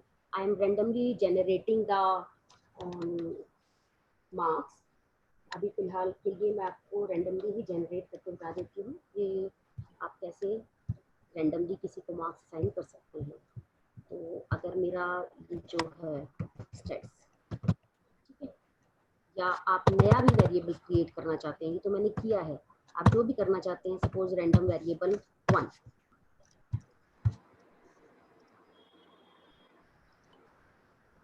रैंडम नंबर्स मुझे असाइन करने हैं, उनका मीन कितना होना चाहिए, सपोज 50, ये 10,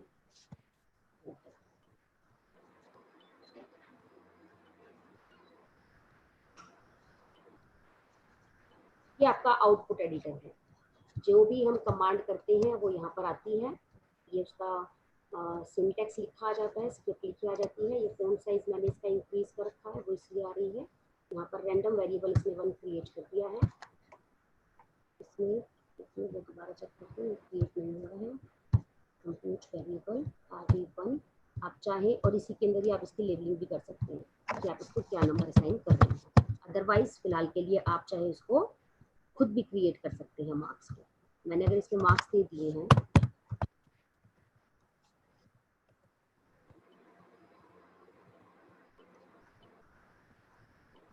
इस तरह से आपने इनको मार्क्स असाइन किए हैं।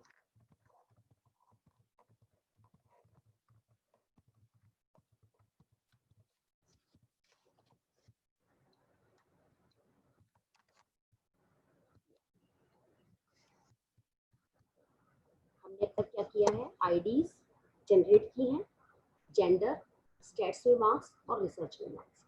ये आपके डाटा एंट्री फ्री हो गया। आपने जैसे भी एंटर करने हैं आप इसमें डाटा एंटर भी कर सकते हैं, एक्सेल शीट से कॉपी पेस्ट भी कर सकते हैं। उसके बाद जब भी आप एक्सेल शीट से कॉपी पेस्ट करते हैं, वेरिएबल व्यू में जाके आप इसको मैनेज करते हैं कि आपके डाटा की टाइप क्या है, विड्थ क्या लेनी है, कॉलम विड्थ, अलाइनमेंट, और वो कौन सा मेजरमेंट चेक करना बहुत जरूरी है कि नॉमिनल पर है, ऑर्डिनल पर है या स्केल है। इसके बाद अब हम काम करते हैं डाटा ट्रांसफॉर्मेशन। ट्रांसफॉर्म के लिए अगर कभी भी मुझे जरूरत पड़ती है कि मुझे सपोज टोटल मार्क्स कंप्यूट करने हैं, तो transform compute variable, this is total. ठीक है, टोटल में मैंने क्या किया, मुझे लेने हैं scores in states plus scores in research. Okay, ये दोनों मैंने ले लिए, मैंने यही लेबलिंग कर दी है, total score of the respondent. Continue.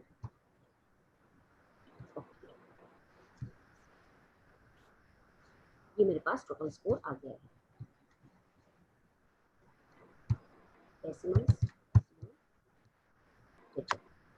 I repeat, मैंने कैसे किया है, आईडीज जो मैंने प्रोवाइड की थी, ये gender, this is nominal scale. If I have to calculate the total marks of roll number 1, I have to add statistics marks and research marks to go into the transform compute variable. This is the target variable जो हम naming उसकी करते हैं total, और labelling उसकी क्या करनी है मैंने यहाँ कर दिया है। तो numerical expression would be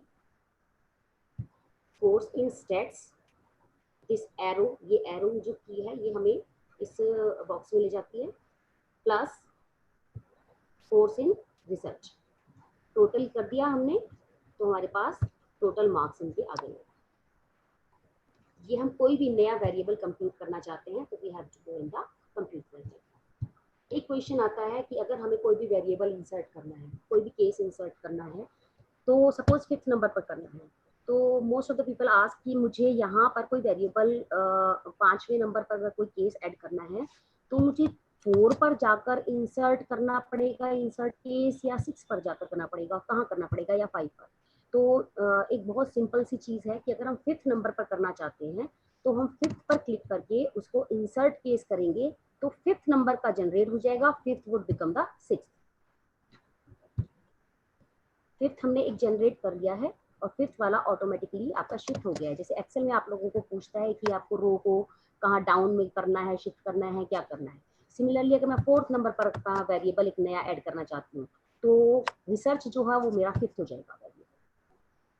this is the insert of case and variable. जो भी मैं इंसर्ट कर रही हूँ, जहां मैंने क्लिक किया है वो वहां पर इंसर्ट हो जाएगा।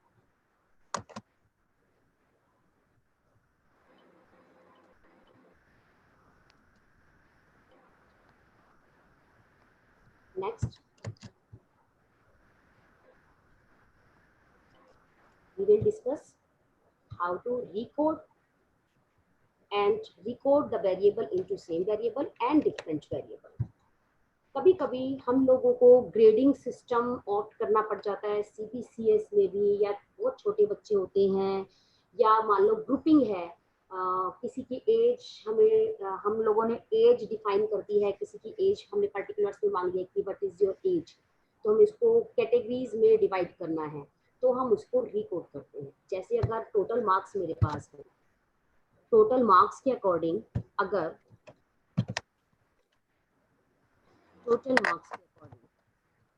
मैं इनको ग्रेडिंग प्रोवाइड करना चाहूँ तो मैं क्या करूँगी, transform record into different variable. अगर मुझे कोई डिफरेंट वेरिएबल चाहिए तो मैंने क्या किया, मेरे पास जो भी आपका ये जो है टोटल स्कोर जो है उसको मुझे कन्वर्ट करना है ग्रेड्स में। टोटल मार्क्स के बेसिस पर I have to assign the grades. अगर 122 मार्क्स हैं, हम A B C ग्रेड देते हैं, 1 2 3 भी देते हैं, तो हमें अगर ग्रेड में देना है तो न्यूमेरिक वेरिएबल आपका था टोटल, आउटपुट वेरिएबल क्या है, ग्रेड्स है, तो I have changed it to grades. Old and new values, आपकी वैल्यू अगर कोई है या लोएस्ट वैल्यू जो भी इसके अंदर है, I can see the lowest value as 73, ये 68। अगर मैं कहती हूँ 68 से 90 तक के वेरिएबल को आप दें 3 रैंकिंग, 3 ग्रेड। उसके बाद 91 टू 110 सपोज ये आपको मिले 2 ग्रेड। फर्स्ट मैंने ऐड नहीं किया था, just a minute, it is 90। वो हम दे रहे हैं 3 एंड 110 यानी कि 111 टू हाईएस्ट जो भी हमारे पास है, suppose this is 165, we have to give it 1. मैंने ऑप्शन किया record into different variables. Now a different variable जो मैंने ग्रेड्स इसमें ऑप्शन डाली थी, that would be created. Total marks से ग्रेड में कन्वर्ट होंगे हमने जो वैल्यूज असाइन की है. आपके पास ये ग्रेडिंग आ गई. डेसिमल्स कि आपको बार बार अगर इंटरप्ट कर रहा है तो आप एडिट में जाकर ऑप्शंस में, मैं आपको सेटिंग बताऊंगी, उसमें आप बाय डिफॉल्ट इसको 0 भी कर सकते हैं. तो ये आपकी ग्रेडिंग आ गई है. It was record the variable, total variable, ये हमारा वेरिएबल है. I have recorded this variable into different variable. Total को मैंने ग्रेड्स में एक डिफरेंट वेरिएबल मैंने क्रिएट कर दिया है इसका. But most of the time we have to record the variable in the same variable. मैंने इसको ग्रेडिंग दे दी है. स्टैट्स की मुझे अलग ग्रेडिंग देनी है, रिसर्च की अलग देनी है, टोटल की अलग देनी है, तो that would be done through record into different variable. लेकिन मुझे उसी को कन्वर्ट करना है रिकॉर्ड इनटू सेम वेरिएबल. जैसे अगर इसी को मैं करती हूँ, टोटल स्कोर्स को मैंने किया, उसने नए का नाम नहीं मांगा है कि what should be the name and label for the new variable. तो क्योंकि हम क्या कर रहे हैं, record into same variable, old and new variable. तो this is the same process कि आप क्या करेंगे, मैंने वही वैल्यूज अगर दोबारा क्रिएट कर दी हैं यहाँ पर, तो आप वही entry record into different variables वाली आप यहाँ पर करेंगे और उसके बाद इसको रन करेंगे. राइट, मैं इसको कर देती हूँ. मैंने किया था 90 तक, 3H 91 to 110 value was given 2 and 111 to 168 और 70 जो भी है, तो 200 तक भी आप दे सकते हैं. This is 1. Continue. Okay, this variable again has been converted into grades. That was recorded into same variable. I repeat, जितने भी हमारे पास सब्जेक्ट्स हैं, अभी डेटा शीट अगर हम देखें, डेटा एडिटर शीट, तो what is there, I can see 10 respondents because rows represent the cases और इंडिविजुअल्स और रिस्पोंडेंट्स. मेरे पास 10 रिस्पोंडेंट्स हैं, उनकी मैंने आईडी डाली है. That was the first variable for first case. जब भी मैं किसी सेल पर क्लिक करूंगी, दिस इज, तो यहाँ आपको शो कर रहा है gender. It represents the variable 1 यानी कि केस नंबर 1. फर्स्ट रिस्पोंडेंट पे जेंडर की बात चल रही है and the value is 1. Anywhere I click 78. तो what is 78? 7th individual, 7th subject या 7th रिस्पोंडेंट के रिसर्च के मार्क्स हैं 78. I click here 3. 8th respondent की ग्रेड है 3. तो this is the bar which tells us about the cell. ये cell information हमें देता है कि what is the variable, what is the case and what is the value. यहाँ आप देख सकते हैं visible 6 of 6 variables. अगर हमारी स्क्रीन का साइज बड़ा है, हमारे पास variables many है, तो वो आपको बताएगा कि how many variables, 10 out of 25 variables are visible. So this is the look of data view and variable. This is the data editor sheet. तो उसके बाद हमने क्या किया, I have entered the marks for statistics, entered the marks of research, then I computed the variable total by clicking on transform and compute variable. Compute variable से आपका target variable जो भी आप लेना चाहते हैं, तो आप यहाँ से क्लिक करके आप अपना वेरिएबल जनरेट कर सकते हैं, हैंड टू हैंड उसकी लेबलिंग कर सकते हैं, अदरवाइज आप वेरिएबल व्यू में जाके So this is your target variable, numeric expression, and then done. Grades, that was done through transform and compute variable. But what if I have to record the variable? अगर record करना है, again transformation, record into different variable. Different variable के लिए which variable is needed to be recorded? मुझे चाहिए थे total marks, जो मेरे पास total marks थे. Total marks के basis पर मैंने क्या किया है, उसको ग्रेड्स में कन्वर्ट किया। यहाँ मेरे पास अब क्योंकि मैंने क्लिक किया है उसके ऊपर, अदरवाइज यहाँ पर क्या था, ब्लैंक। तो मुझे देना था आउटपुट वेरिएबल। आउटपुट वेरिएबल मेरे पास क्या जनरेट हो जाए, मैंने टोटल को ग्रेड्स में कन्वर्ट किया है, तो वो ग्रेड्स की मैंने वैल्यूज दी, well old and new values में जाके जो भी वैल्यूज थी ऐड की, and then continue and then done. Grades convert हो गई। it has recoded the variable into different variable. After that जो मेरे पास total variable था, I can recode the variable into same variable also with the same steps. Total scores अगर मुझे करने हैं stats के, तो stats के लिए I have to assign the new values. तो यहाँ आकर मैं फिर से new values assign कर दूंगी, lowest mark से कहाँ तक की, या जैसे मैंने यहाँ एंट्री की थी 111 to 170, you can use this step also, range value through highest, यानी कि 101 अगर मैं इसके अंदर एंटर कर देती हूँ तो 101 से 111 से अबव जितनी भी एंट्रीज होंगी it will be given as 1. These are the steps for transformation of data.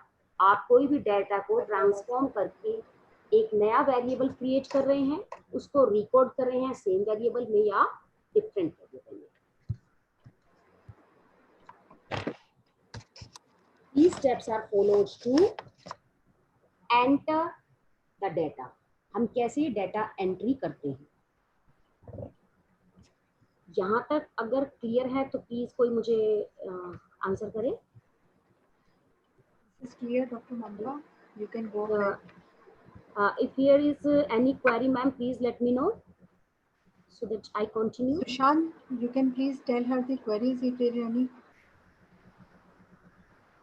Sushant, are you listening to me? Okay, then I will take the queries at the last. I will start with the outliers and missing values I have done. I will start with the outliers. What are the outliers? यहाँ मुझे mention करना होगा what is outlier. पहले मैं ये बता देती हूँ outlier क्या होते हैं. Most of the time we study the normal distribution.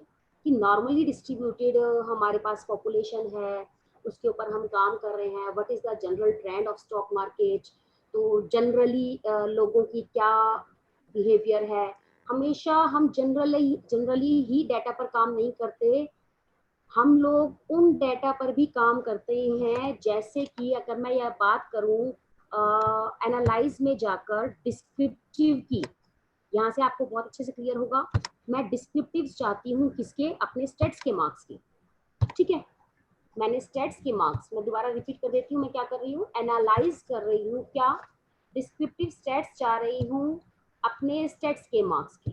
क्या डिस्क्रिप्शन चाह रही हूँ, I have to click in the options. मुझे मीन चाहिए, मुझे सम चाहिए, बाकी मुझे नहीं चाहिए, स्टैंडर्ड डेविएशन नहीं चाहिए, मिनिमम मैक्सिमम चाहिए. Okay, continue.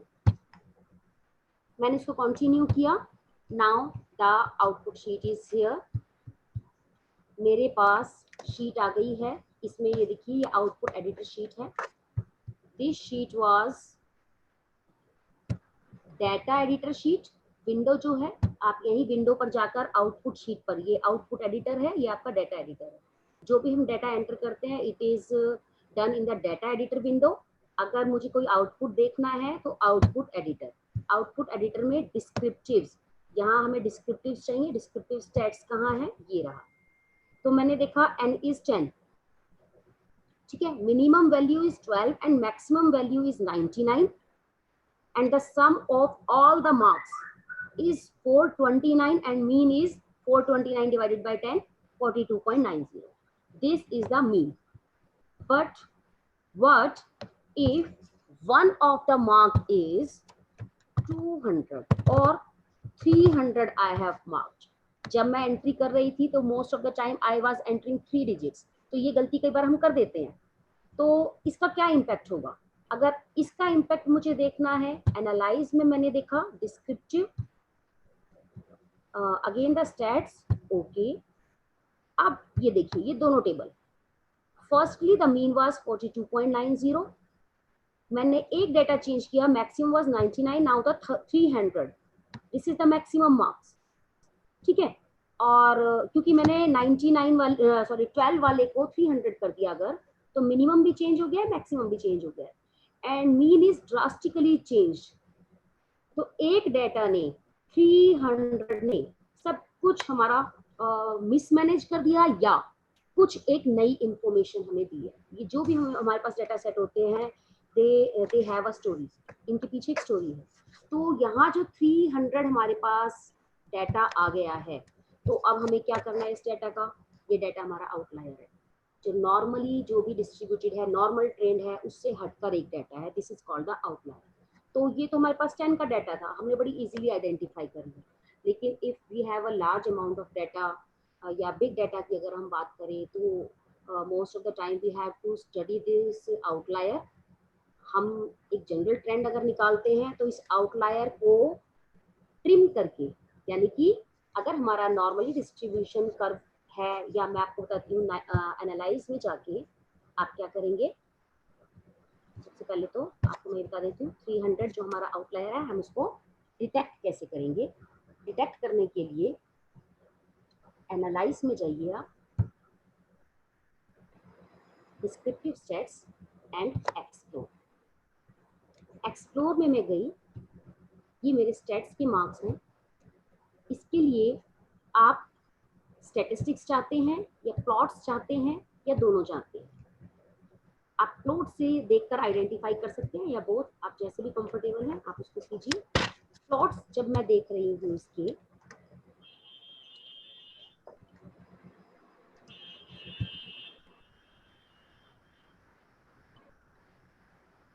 Analyse,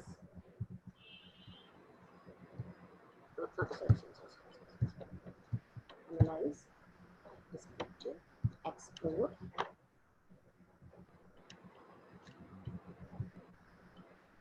continue and okay. Yes, ये देखिए, ये डिस्क्रिप्टिव उसने दिए हैं, ये इसका प्लॉट। प्लॉट हमें क्या बताता है, ये जो आपको ये डार्क बोल्ड लाइन नजर आ रही है, this is the median line. इस मीडियन लाइन से ये नीचे जितना भी एरिया है, ये आपका ये आपको 4 क्वार्टाइल्स बता रहा है, क्वार्टाइल 1, 2, 3 एंड 4, यानी कि ये मिड लाइन जो है दैट इज मीडियन। और यहाँ हमारा ये बॉक्स प्लॉट हम इसको बोलते हैं। एक यहाँ पर स्टार लगा हुआ है and it is mention that 7 is the case number. 7th case number is a outlier, जो कि हमारे पास मीडियन हमें बताते हैं ना, 50% डाटा इसके नीचे है, 50% ऊपर है। तो लेकिन एक एक्सट्रीम लेवल का केस हमारे पास है, case number 7। So first we see what is case number 7। Case number 7 is 300। So जितने भी हमारे पास आउटलायर्स होंगे, we can identify by plotting it on the box plot. Box plot पर ये प्लॉट होंगे स्टार के साथ।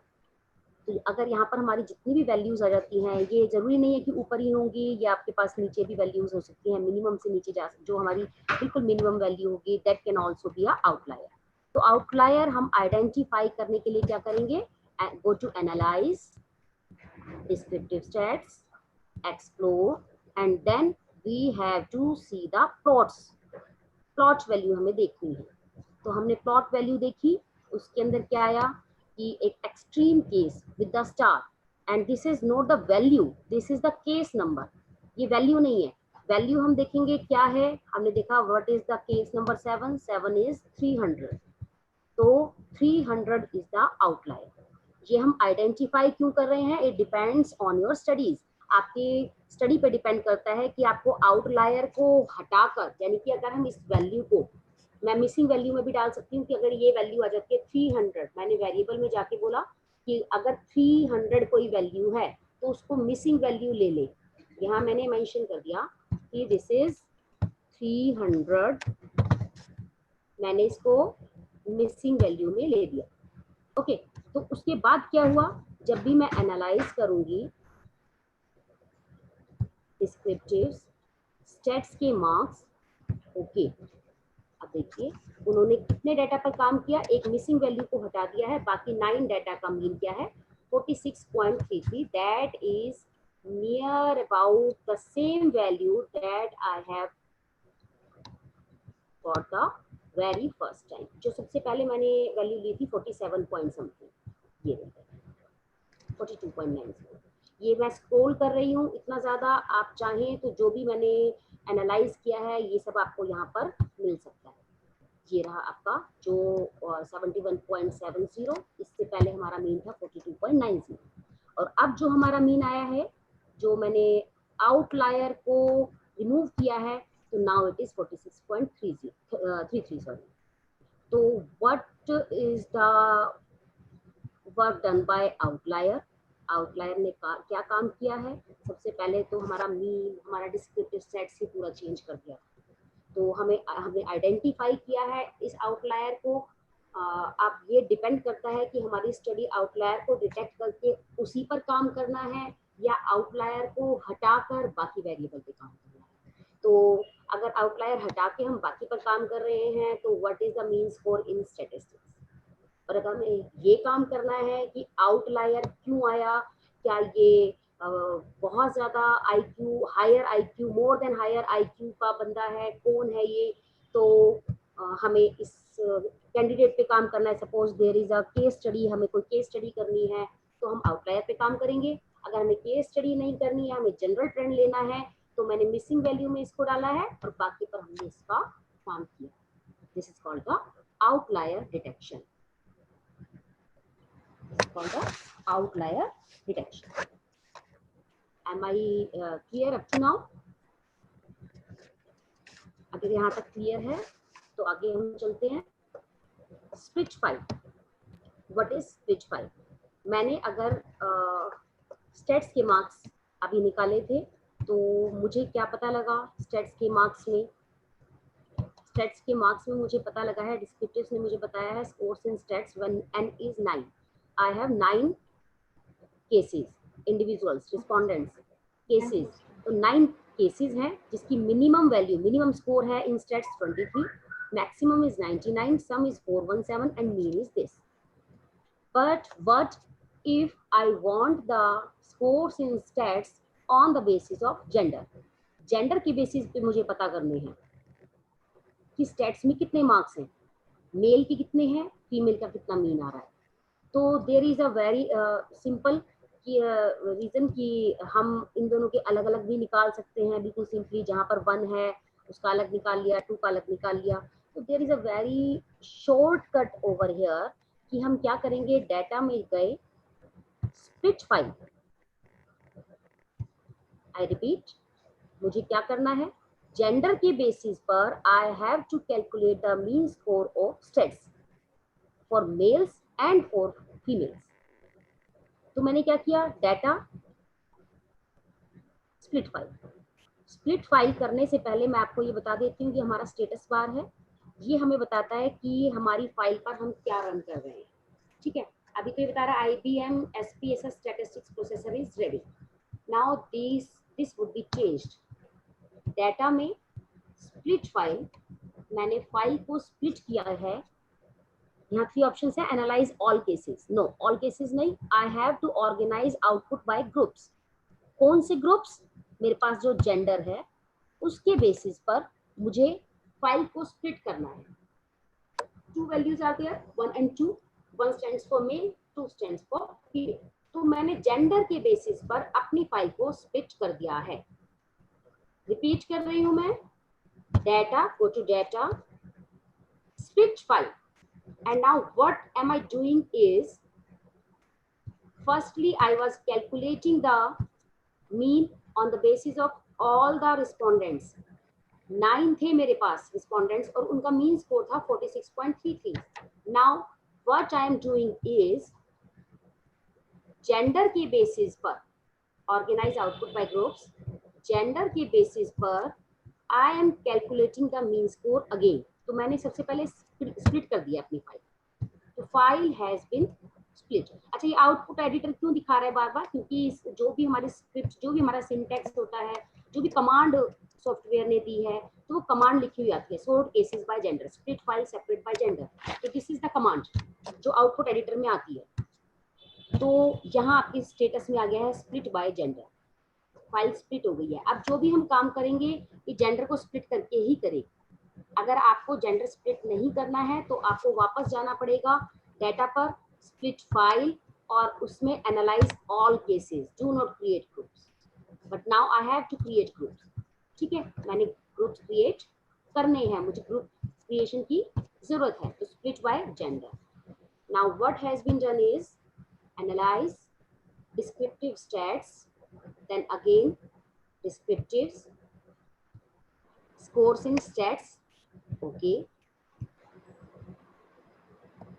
अब देखिए, gender of the respondent is male, gender of the respondent is female, and gender of the respondent जहाँ 0 है, अगर मैं इसको NA not applicable value देती हूँ तो it would be NA over here। मैंने मिसिंग वैल्यू में 0 लिखा है तो इट इज 0, अगर मैं इसको कोई वैल्यू देती हूँ तो इट वुड बी NA। तो मिसिंग वैल्यू मेरे पास 1 है, 34 ही उसका मीन रहेगा। 3 I have males, minimum maximum scores, sum and their mean, and this is the gender descriptives of female।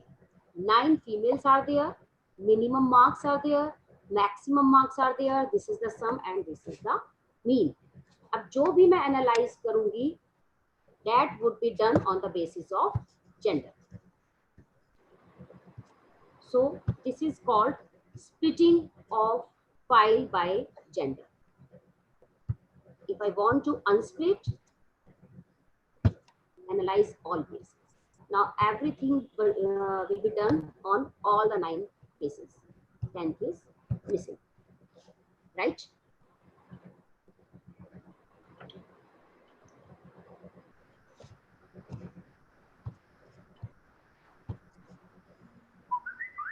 Now, moving forward, a few commands that are more important than ever। Mostly जितनी भी commands हम SPSS में use करते हैं, in file menu, same options are there। अब मेरे पास जो मेरी output sheet है, जो मैंने data editor sheet create की है, how to save it। तो there is the general option, file में हमें save करनी है, save as। Here we can see save as।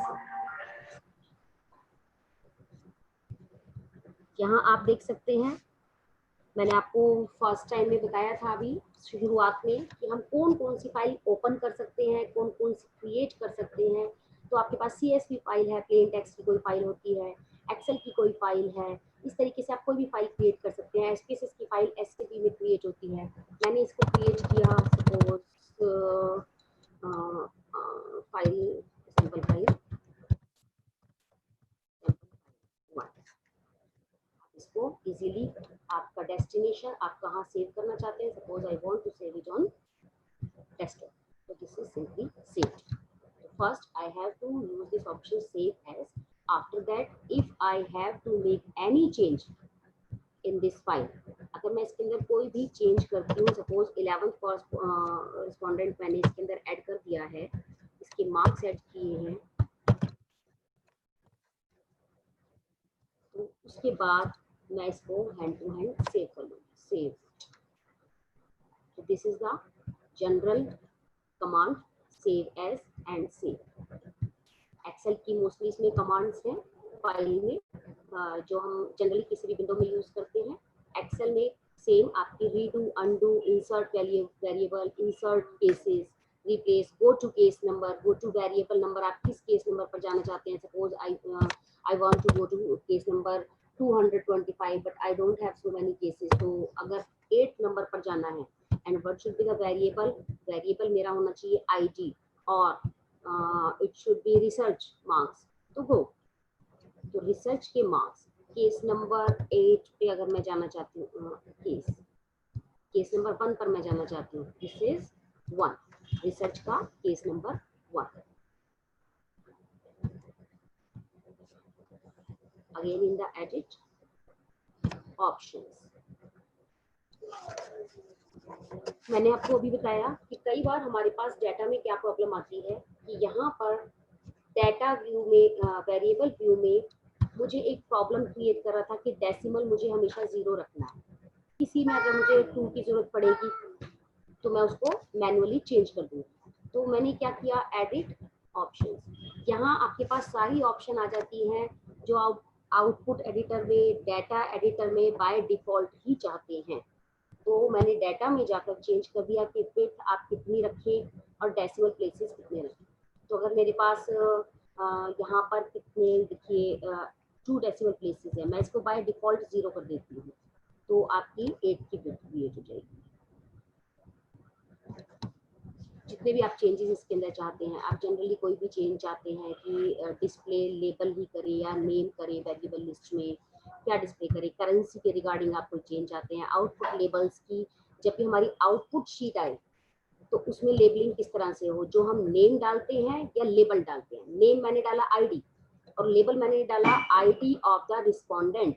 तो व्हाट शुड बी देयर, अगर आप चाहते हैं नेम आईडी हो तो आप यहाँ पर नेम करेंगे, आप चाहते हैं लेबल हो तो वो आपका लेबल ही वहाँ शो करेगा। इस तरह के जो भी आप चार्ट में अपने चेंजेस चाहते हैं, आप कौन सा फॉन्ट चाहते हैं, ये सारी चीजें आप कहाँ से करेंगे, आप जाएंगे you will go to edit and options. यहाँ से आप सारे रिक्वायर्ड चेंजेस जो आप करना चाहते हैं, most of the people work on direct entering the data, हमने डाटा एंट्री की है, लेकिन कुछ लोग स्क्रिप्ट पर काम करते हैं, इसके अंदर स्क्रिप्ट लिखते हैं। काफ़ी सॉफ्टवेयर ऐसे हैं जो कि स्क्रिप्ट पर, सिंटैक्स पर, ये सभी पर काम करता है। स्क्रिप्ट लिखेंगे तो उस पर काम करेगा, सिंटैक्स हम अपना क्रिएट कर सकते हैं। तो स्क्रिप्ट के रिगार्डिंग जो भी नेसेसरी चेंजेस जो आप चाहते हैं वो यहाँ आप कर सकते हैं। सिंटैक्स एडिटर जो भी आप चेंज करना चाहते हैं तो वो आप एडिट में ऑप्शंस में जाकर आप अपनी चेंजेस कर सकते हैं। फिर आता है आपका व्यू, आपका स्टेटस बार आपको शो करे या नहीं करे। Most of the time I deselect this data editor. जो यहाँ आपको टूल्स नज़र आ रहे थे, आइकन्स नज़र आ रहे थे, तो वो आप सेलेक्ट या डीसेलेक्ट कर सकते हैं, कस्टमाइज कर सकते हैं उसको। मेन्यू एडिटर में सबसे पहले ही मैंने ये जितने भी आप फाइल, एडिट, व्यू, इसके अंदर जितनी भी ऑप्शंस होती हैं आप इसमें जाके सेलेक्ट या डीसेलेक्ट करते हैं। व्यू में सबसे पहले ही मैंने आपको कस्टमाइज में जाकर रोल को डीसेलेक्ट किया था। आपको सारे अगर स्ट्रिंग पे काम करना है, नॉमिनल या ऑर्डिनल स्केल के डाटा है, तो उस टाइम पर हम ये डेसिमल और बिट डेसिमल और ये रोल, इन दोनों को डीसेलेक्ट कर देते हैं मोस्ट ऑफ द टाइम। आपको अलाइनमेंट का इशू है, बार बार आपको सेलेक्ट ना करना पड़े, तो आप इन सब चीज़ों को सेलेक्ट या डीसेलेक्ट यहाँ से कर सकते हैं। कस्टमाइज कर सकते हैं आप अपने अकॉर्डिंग। अगर मैंने कस्टमाइज कर दिया है कि आप मुझे डेसिमल्स शो ना करें, रोल के साथ डेसिमल्स शो ना करें, तो आप अपनी ईज के अकॉर्डिंग, मैंने पहले ही बताया this is the software user friendly software है। ये डाटा को या आपके काम को कॉम्प्लिकेट करने के लिए नहीं बनाया गया है, ये आपके काम को इजी करने के लिए बनाया गया है। अगर आपको थोड़ी सी कॉम्प्लिकेशन फील होती है तो आप इसको पहले ही कस्टमाइज करें। डाटा में जाकर अभी बहुत ज़्यादा हम इसके बारे में डिस्कस नहीं कर रहे हैं। सोर्टिंग आप डाटा की कर सकते हैं, जैसे एक्सेल में आप करते हैं डाटा की sorting A to Z, Z to A। तो अगर मुझे किसी की भी, चाहे मेरे पास ये जितने भी नेम्स हैं उसको असेंडिंग ऑर्डर में करना है, जो नेम वेरिएबल है या जिस भी वेरिएबल को, जैसे नेम वेरिएबल है, इसको आप असेंडिंग ऑर्डर में करना चाहते हैं, ओके। तो ये आपने जितने भी नेम्स हैं ये सारे GIRST ये आपके असेंडिंग ऑर्डर में हो गए। पहले ID फर्स्ट नंबर पर था, अभी थर्ड नंबर पर है। तो data sorting can be done in this way. Transform, compute variable we have done, recode into same variable, and these are the most frequently used commands. And random number generators, this is command when we use, जैसे हम Excel में random number चाहते हैं, word में चाहते हैं, उस तरह से हम यहाँ पर भी रैंडम नंबर क्रिएट कर सकते हैं। एनालाइज में जाकर हम अपने डाटा को एनालिसिस, जो आपका काम है, किस तरीके का एनालिसिस आपको करना है, आगे आप नेक्स्ट 2 सेशंस में आप देखेंगे कि एनालिसिस का काम हम यहाँ से करेंगे।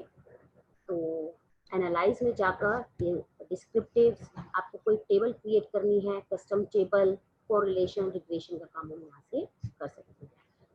That is the small introduction to the data entry in the SPSS.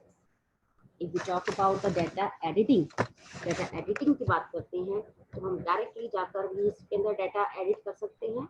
और सेकेंडली अगर मेरे पास कोई एक्सेल फाइल है, this is the Excel file. बहुत लोग एक्सेल में बहुत कंफर्टेबल होते हैं, या एक्सेल में आपके पास कोई शीट है जिसका आपको एसपीएसएस में दोबारा एंट्री ना करनी पड़े, आपने आईडी कर रखी है क्रिएट, आपने जेंडर क्रिएट कर रखा है, आपने कर रखा है स्टेट्स में मार्क्स कर रखे हैं, इस तरह से आपने एंट्री कर रखी है। These are the entries, जो भी एंट्री है आपकी, suppose this is the 1 1 2 1 1 this is the entry. आपको सिंपली कॉपी करना है यहाँ से SPSS की control N I am pressing for new sheet. हम एक्सेल में भी कंट्रोल N यूज करते हैं। यहाँ का कंट्रोल, यहाँ से हम इसको पेस्ट करते हैं। आपके पास कितनी भी बड़ी फाइल अगर एक्सेल में है तो ये जरूरी नहीं है कि हम उसको डाटा एंट्री करेंगे, हम डायरेक्टली एक्सेल की फाइल यहाँ से ओपन भी कर सकते हैं। कि आपके पास कोई भी फाइल है डेस्कटॉप पे, अगर कोई भी फाइल है, मेरे पास SPSS की ही फाइल्स हैं, एक्सेल की कोई फाइल आपके पास है, तो आप यहाँ से ओपन कर सकते हैं और उसके बाद आपको वेरिएबल व्यू में जाके उसमें चेंजेस करने हैं, required changes.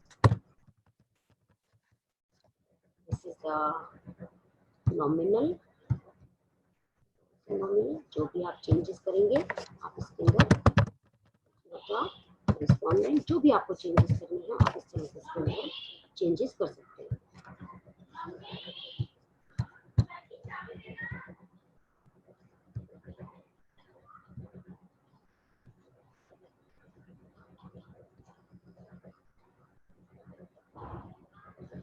So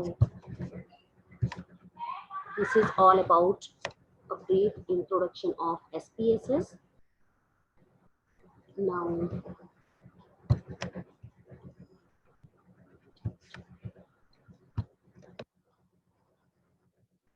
may I allow the participants, Sushant? May I allow the participants to do or try it on their own software? Hello? Mamta, I think this will not work. They will try and practice by themselves. So if you allow me, I can read the questions of the or the queries of the participants. Yes, sure, ma'am. Otherwise, you can send me. Yes, you have sent.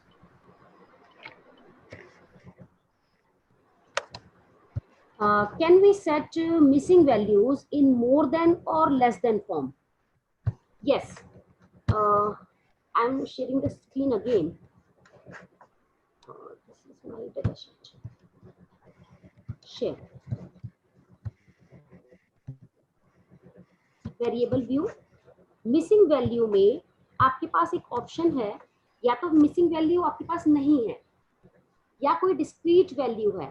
Most of the time we have the range भी है, discrete value भी है। So we have to click on that कि आपके पास suppose आप ये जानना चाह रहे हैं कि 5 से कम जितनी भी वैल्यू है तो 0 to 5 यू कैन मेंशन। जैसे अभी जेंडर का केस है 1 and 2, तो मुझे पता है कि मोस्ट ऑफ द पीपल, या आपके पास ग्रुपिंग है 1 to 5, एज के अकॉर्डिंग 1 to 5 आपने ग्रुपिंग की है। तो यहाँ क्या हो सकता है, जिसने भी 0 अगर रैंकिंग कर दी है, या 5 के बाद 6 to कुछ भी हो सकती है, 10 भी हो सकती है, या आप नहीं भी मेंशन करेंगे, तो ये सभी आपकी मिसिंग वैल्यूज में जाएगा। 1 to 5 आपका काम कर रहा है, 6 to 10 है, या 6 to all and leaving these values एक डिस्क्रीट वैल्यू भी है दैट वाज 0, तो आप क्या करेंगे, these all can be mention in missing values. अगर मुझे 1 2 3 रैंकिंग करनी है तो लोग क्या करते हैं, 4 के बाद की रैंकिंग, 4 के बाद की रैंकिंग, या 0 की, तो हम इसको मिसिंग वैल्यू में डाल देंगे कि एक रेंज जो भी है प्लस डिस्क्रीट वैल्यू। अगर आपको लगता है केवल 1-2 डिस्क्रीट मिसिंग वैल्यूज हैं तो you can click on this कि डिस्क्रीट मिसिंग वैल्यू ये जहां पर भी आएगी ये 3 वैल्यूज। मोर देन दिस आप रेंज भी डाल सकते हैं, डिस्क्रीट वैल्यूज भी इसमें डाल सकते हैं।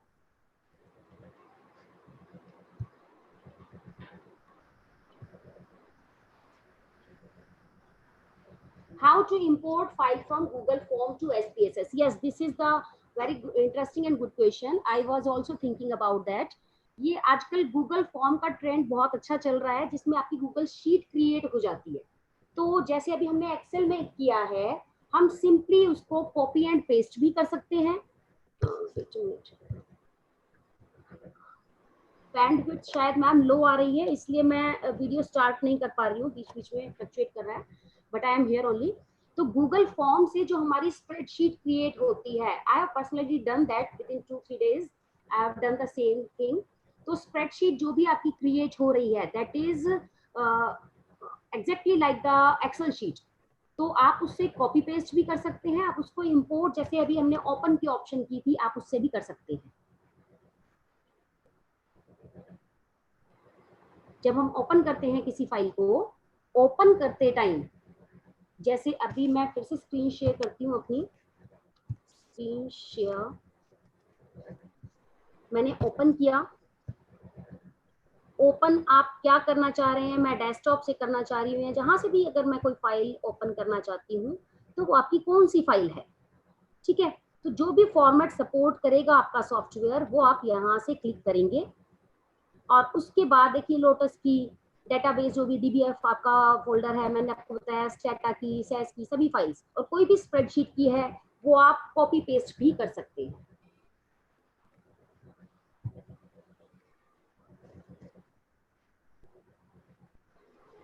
हाउ टू एक्सपोर्ट और import data to some other file. अगर आपको अदर फाइल में करना है, आप सिंपली कॉपी पेस्ट भी कर सकते हैं उसको. आपके मेरे पास ये डाटा शीट है, इस डाटा शीट को मैं कॉपी पेस्ट भी कर सकती हूँ. अगर आपको जैसे अभी ये SAV फाइल थी, मैंने जब इसको सेव किया है, इस फाइल को स्क्रीन शेयर, जब मैं अपनी फाइल को सेव कर रही हूँ शेयर, मैं इसको सेव एज अलग अलग उसमें सेव कर सकती हूँ एक्सेल फाइल में. जैसे आपने पूछा कि आप इसको कैसे सेव कर सकते हैं, तो मैं इसको एक्सेल में भी सेव कर सकती हूँ, अपनी SAV फाइल में भी सेव कर सकती हूँ, CSV में भी सेव कर सकती हूँ. जो भी फाइल फॉर्मेट ये सपोर्ट करता है, उसमें हम सेव भी कर सकते हैं और ओपन भी कर सकते हैं. Same is the case.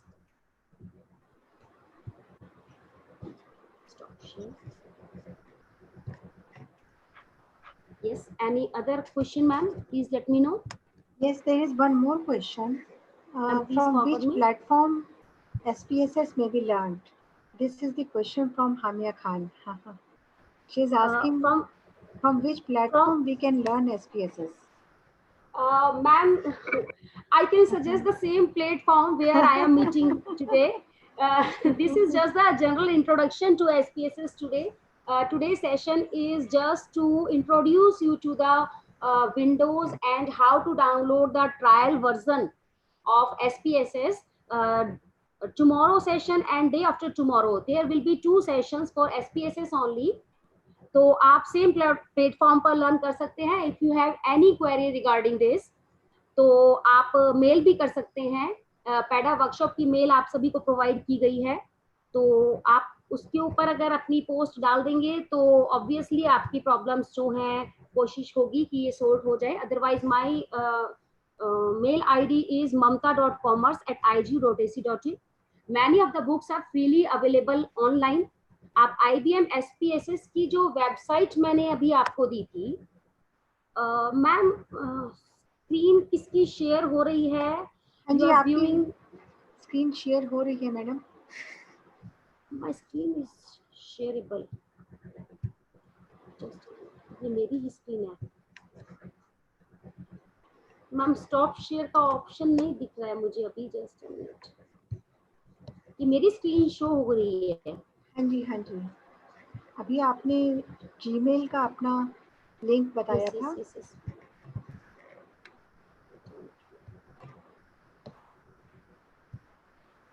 ये शायद ना ड्रैग एंड ड्रॉप करना था मुझे. Ma'am this is not my screen. ये मेरी screen ma'am. Santosh Kumar Kanaujia screen is it.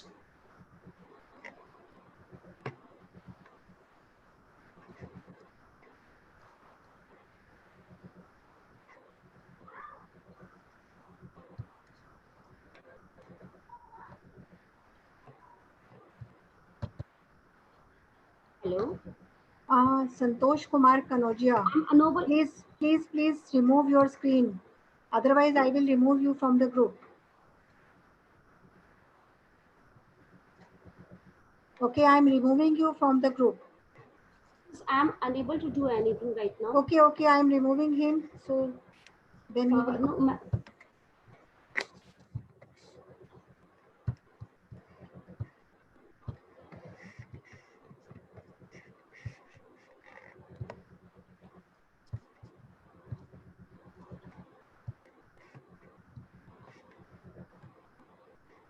Okay, yes, now one more question also has come to me. Yes, ma'am.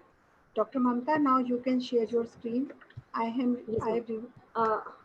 One more query has come to me, ma'am. Okay. That how to what is the difference between recording in same and different variable, and why to use two options? Okay, ma'am, the query is कि ये दोनों option एक हैं या अलग हैं. तो these are the two options, two different options are these. अगर हमें अपने वेरिएबल को सेम कोड में, एग्जिस्टिंग वेरिएबल को अगर सेम कोड में चेंज करना है, मेरा जो मेरे पास दो डाटा हैं, दो सब्जेक्ट्स के मार्क्स हैं, रिसर्च के हैं और स्टेट्स के हैं. मैंने टोटल वेरिएबल क्रिएट किया है, तो हम उसको अगर ग्रेडिंग करना चाहते हैं, या लीव दिस एग्जांपल, एक एग्जांपल मेरे पास है. I have collected the questionnaires from 20 respondents, और 20 रिस्पोंडेंट्स से मैंने उनकी एज पूछी है. एज पूछने के बाद सभी ने जो मुझे एज अपनी बताई है, दैट इज डिस्क्रीट वैल्यू. ये डिस्क्रीट वैल्यू, किसी ने 34 बताई है, किसी ने 54 बताई है. After that I want to regroup this variable, grouping करनी है मुझे इसे. तो अगर मेरे पास वेरिएबल है जो डिस्क्रीट वैल्यू में है, मुझे उसको कोई भी वैल्यू असाइन करनी है 0 to 5, 6 to 10, तो मैंने उसको अगर एक डिफरेंट वेरिएबल क्रिएट करना है, अगर मैं उसका एक डिफरेंट वेरिएबल क्रिएट करना चाहती हूँ, तो मुझे करना है data transform record into different variable. मेरे पास जहां पर जो भी वेरिएबल है एज का, तो वो मैं एज का वेरिएबल सेलेक्ट करूंगी. एज का वेरिएबल सेलेक्ट करने के बाद नया जो भी वेरिएबल मैं चाह रही हूँ, suppose that should be grouping, GROUPING, grouping. उसकी लेबलिंग आप बाद में भी कर सकते हैं, पहले भी कर सकते हैं. उसको आपको डिफाइन करनी है कि आप क्या ग्रुपिंग करना चाह रहे हैं.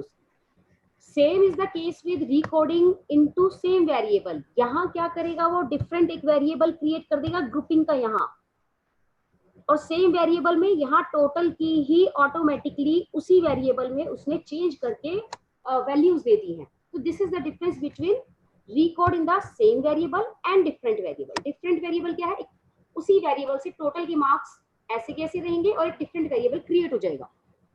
सेम वेरिएबल टोटल ही चेंज होके ग्रुपिंग कर देगा. This is the difference between record into same and different variable. Am I clear now? Yes, of course, ma'am. Yes, ma'am. There is general query कि कई बार क्या होता है, हमें रैंक्स वगैरह असाइन करनी होती हैं, कुछ इस तरीके की कुछ ऑप्शंस हैं. अगर कि suppose there are multi choice questions हैं आपके पास, उस केस में हम क्या करें. या कई बार इस तरीके के केस होते हैं कि प्रेफरेंस पूछी जाती है कि आपको 1 2 3 4 कौन सी ऑप्शन जो है प्रेफरेबली आप प्रेफर करते हैं. तो 1 2 3 4 रैंकिंग करनी होती है. तो उस केस में हम क्या करते हैं, उस केस में भी हम इनको अलग अलग वेरिएबल्स बना देते हैं. वेरिएबल 1 2 3 4, 4 वेरिएबल हमने बना दिए हैं. उन चारों वेरिएबल पर सपोज मुझे 4 वेरिएबल्स हैं ABCD, 4 वेरिएबल्स मैंने बनाए. I like C the most, तो C को 1 ranking. I like B at the 2 number, तो B is the 2 number. 2 number पर मैं उसकी रैंकिंग करूंगी, और सिंपली मैं उसको टोटल करूंगी, जिसकी मिनिमम वैल्यू आएगी that is the most preferable. तो ये रैंकिंग के क्वेश्चन में मोस्टली ये प्रॉब्लम रहती है. तो अगर इस तरीके का डाटा है तो हम सिंपली उनके टोटल से ही काम करते हैं.